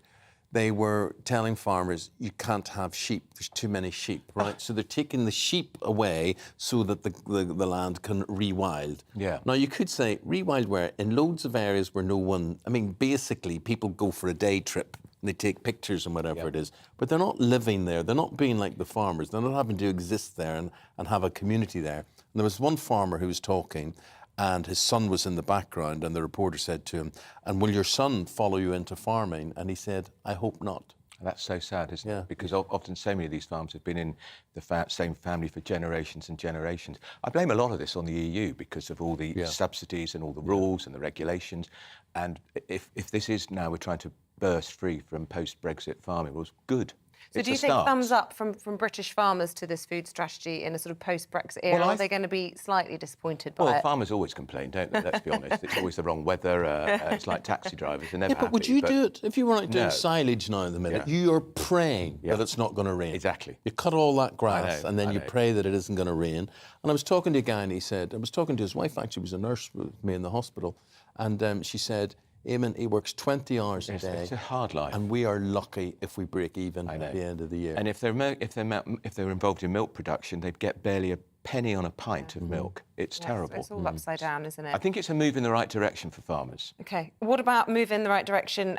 These Rwanda flights, first one due to take off tomorrow. We've got this Court of Appeal going on today. Whether or not this is going to happen You've or got not unions remains to be objecting to it seen. now. Unions. I mean, look, government's leaning into this fight. They're loving it, aren't they? Of course they are, and it's a fight they've got to win, in my view, because all these people who oppose the Rwanda scheme, could they tell us the alternative then? Because they haven't got one. Well, I've been asking this all morning, and it makes you sound as if maybe you have a heart of stone on all of this, but you're saying 6,000 migrants a day coming into the UK.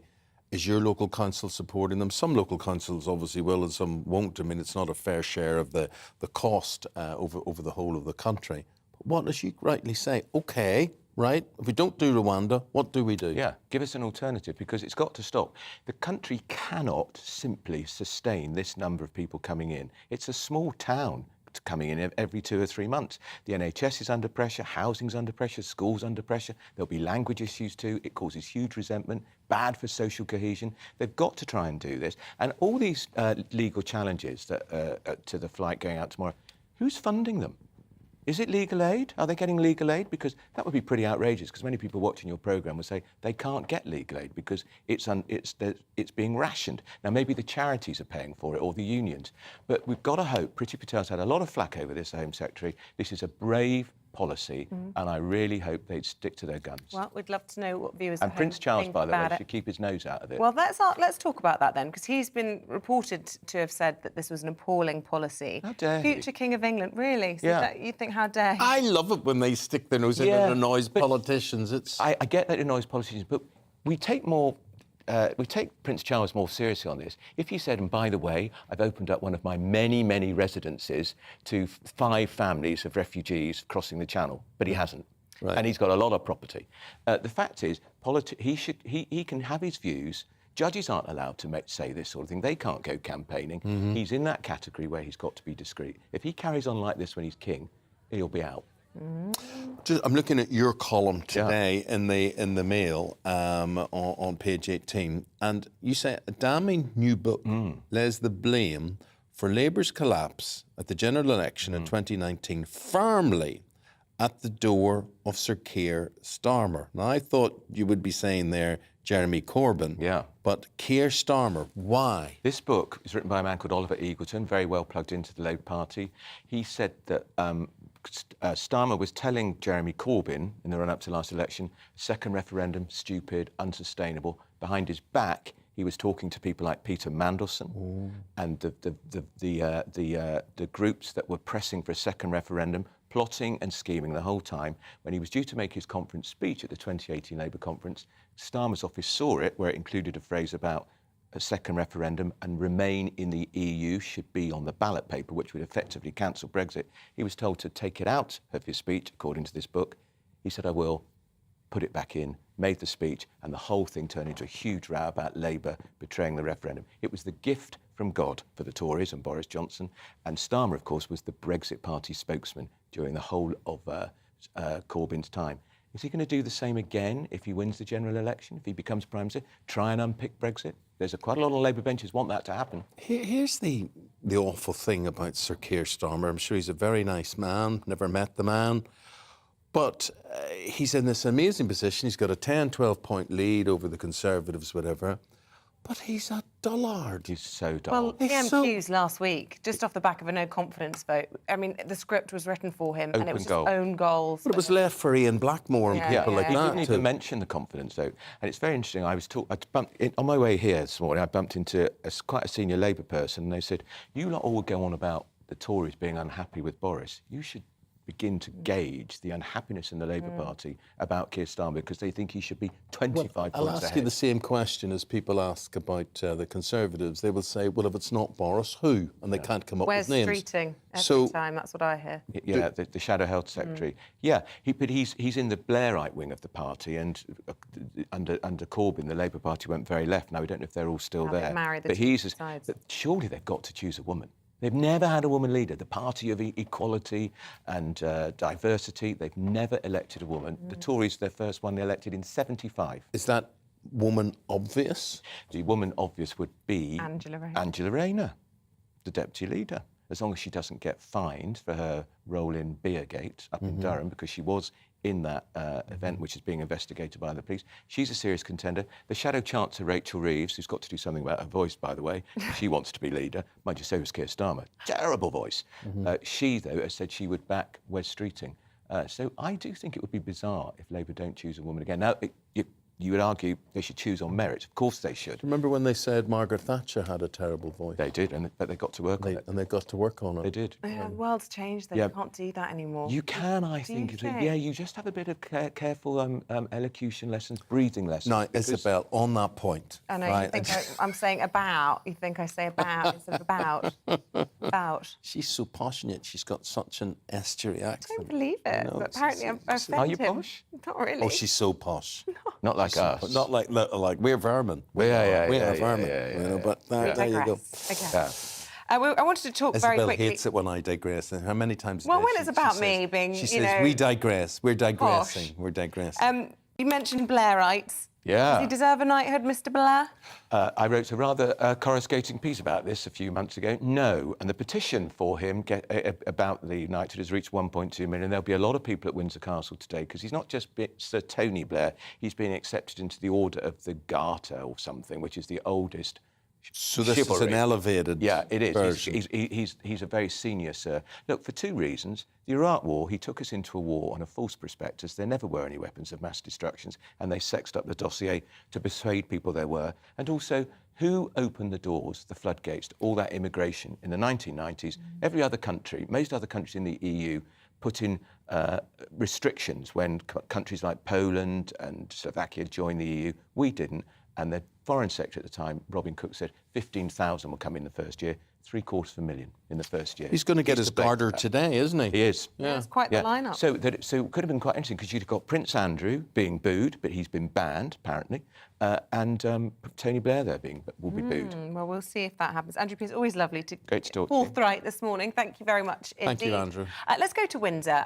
In fact, Prince Andrew, as we've been saying this morning, he's reportedly done a bit of a last-minute U-turn, pulled out of a public appearance at the Order of the Garter service at Windsor Castle. Was this his own choice, or was he encouraged to pull out by his brother and his nephew? Well, claims he was pushed rather than decided to do so. Let's get the details. Cameron Walker is in Windsor for us this morning. What do you think? Pushed or decided to pull out the last minute?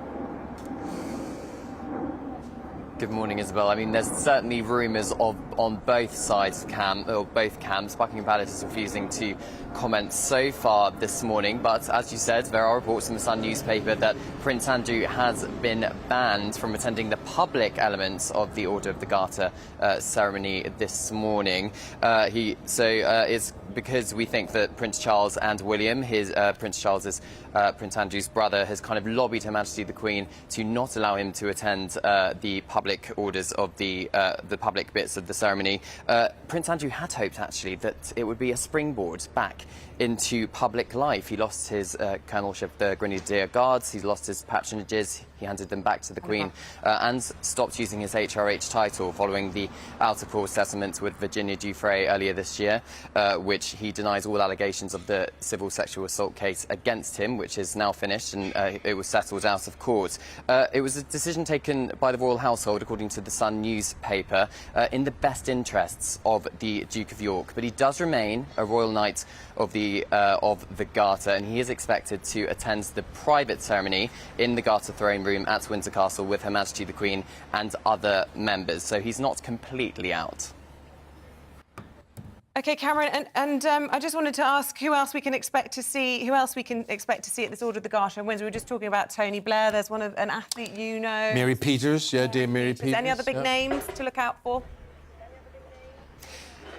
Yes, well, the Duchess of Cornwall is going to be becoming a royal lady of the Garter. Of course, she is the future Queen Consort, and it's interesting because it is Her Majesty the Queen's choice to accept Camilla as a royal lady of the Garter. We're also expecting Baroness Amos, the first black cabinet member, and will become the first black lady companion of the Garter as well. So some really big names. But perhaps more controversially, as Andrew Pearce was saying, Eamonn and Isabel, Tony Blair is becoming a Knights Companion of the Most Noble Order of the Garter. And we are, in fact, expecting a protest by the Stop the War campaign group at Windsor Castle a bit later on today. He was, of course, the Prime Minister during the kind of Allied military invasions of Iraq and Afghanistan in the early 2000s. So that has become a bit of a controversial appointment. But again, it's the personal choice of the Sovereign, Her Majesty the Queen. So we'll see how big that protest is this afternoon. A good day for those involved. Thank you, Cameron. Appreciate it. From Windsor Castle, live there. So we'll take a break there. After that, the Tony Awards, which has nothing to do with Tony Blair. These are completely, they're theatre, aren't they? Yeah, they're showbiz. They're sort of like Song and dance. The Oscars for the theatre land, I suppose. Yeah, OK. Well, we'll take you through those and the top showbiz stories with Ellie Phillips right after this.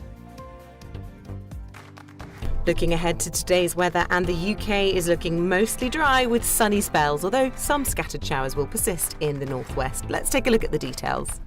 Well, the southwest of England will start Monday morning dry with some fair weather cloud and plenty of early sunny spells, and it will feel pleasantly warm in the sunshine with light winds. The southeast of England will start the morning with a fair amount of cloud, although there will still be sunny spells, remaining dry for all.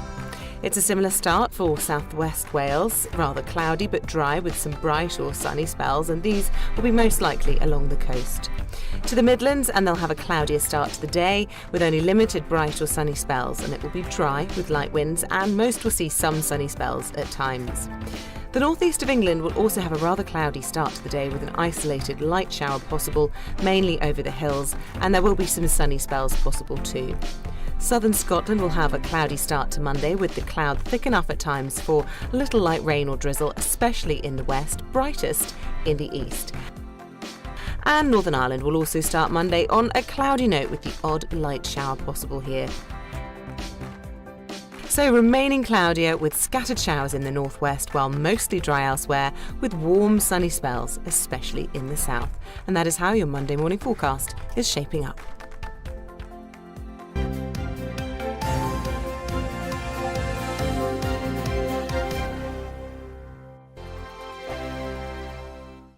We are GB News. We're right across this great nation. On TV, on radio, on digital. Absolutely everywhere. We don't talk down to you. We embrace all voices. With honest and civilised conversation. we're not part of the establishment. We're one of you. And we're only getting started. Join us on GB News, The People's Channel. Britain's news channel.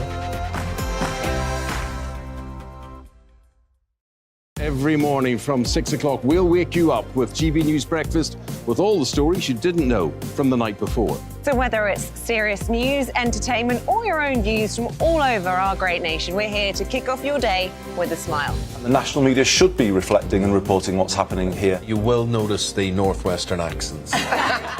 Whether you're with us on TV, radio, or online, every morning, it's breakfast from 6 a.m. Hope you can join us.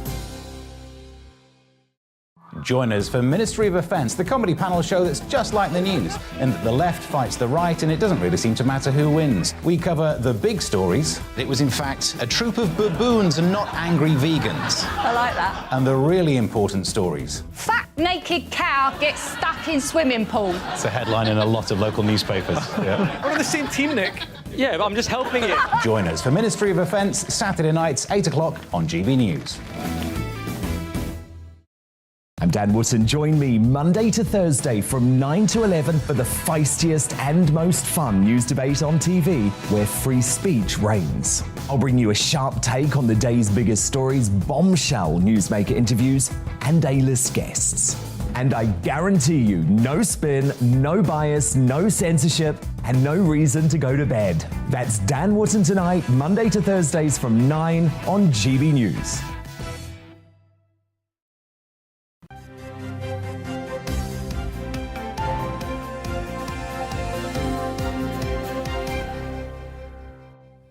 In the last section of the programme, it's time for your daily Showbiz hit with our entertainment reporter, Ellie Phillips, who we're delighted to welcome into the studio. But it's a bit of sad news we're going to start with.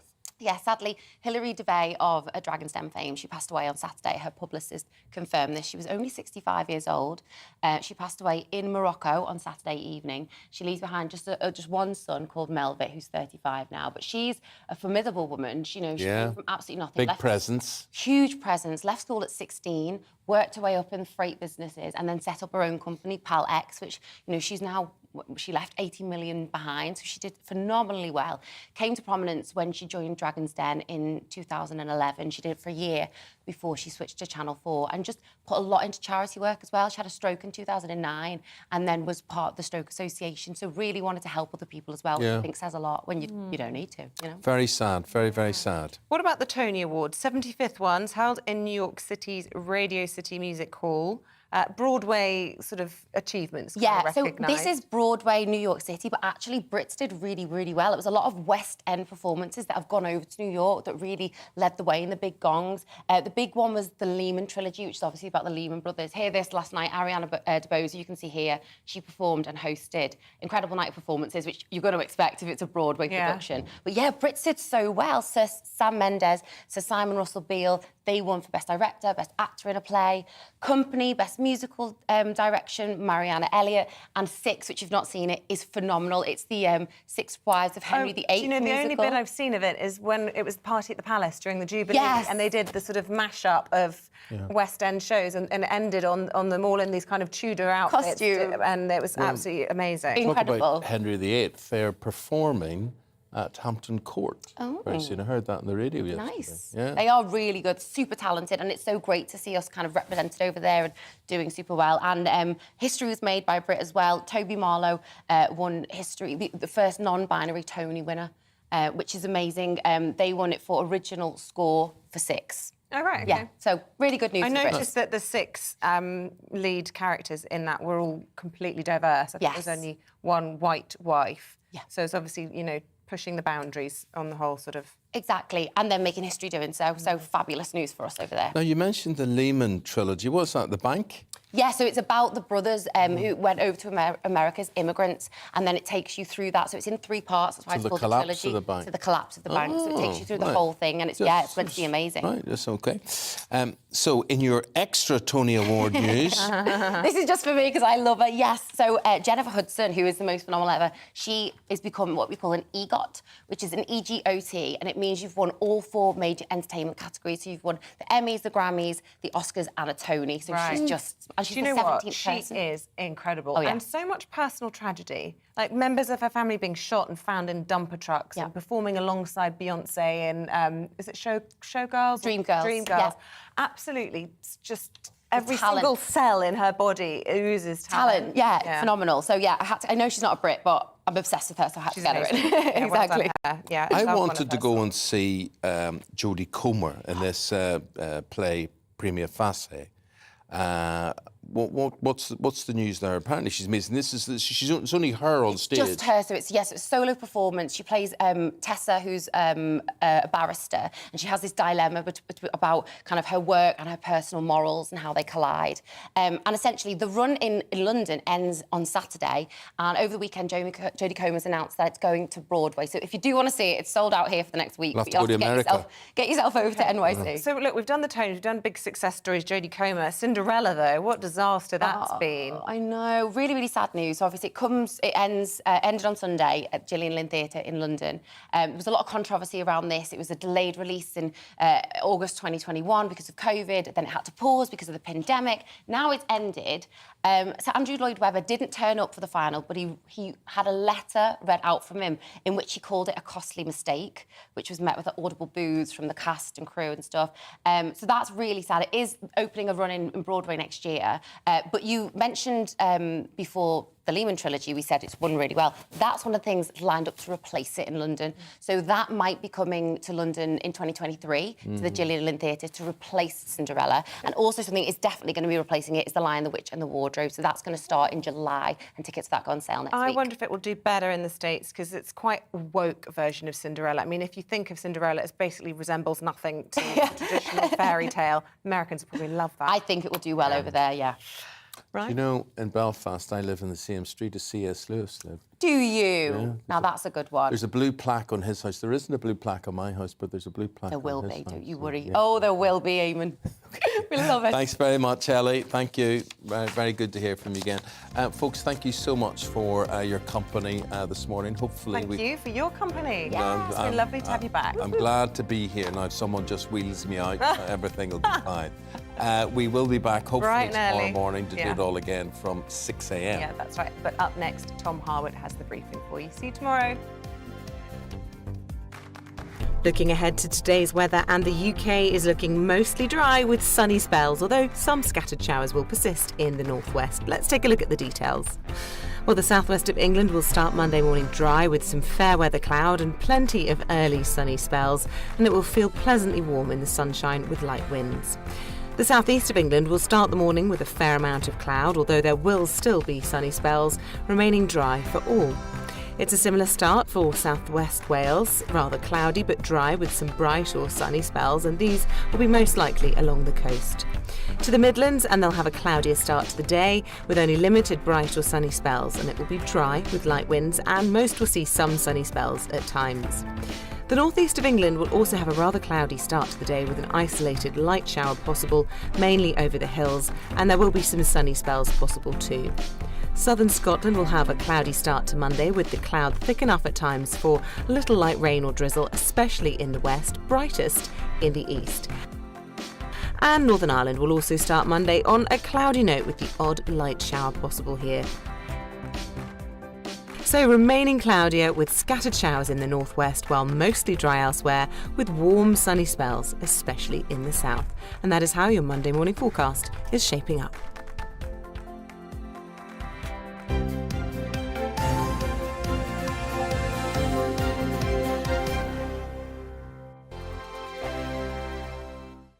We are GB News. We're right across this great nation. On TV, on radio, on digital. Absolutely everywhere. We don't talk down to you. We embrace all voices. With honest and civilised conversation. We're not part of the establishment. We're one of you. And we're only getting started. Join us on GB News, The People's Channel. Britain's news channel. Every morning from 6 o'clock, we'll wake you up with GB News Breakfast with all the stories you didn't know from the night before. So whether it's serious news, entertainment, or your own views from all over our great nation, we're here to kick off your day with a smile. And the national media should be reflecting and reporting what's happening here. You will notice the northwestern accents. Whether you're with us on TV, radio, or online, every morning, it's breakfast from 6 a.m. Hope you can join us. Join us for Ministry of Offence, the comedy panel show that's just like the news, in that the left fights the right and it doesn't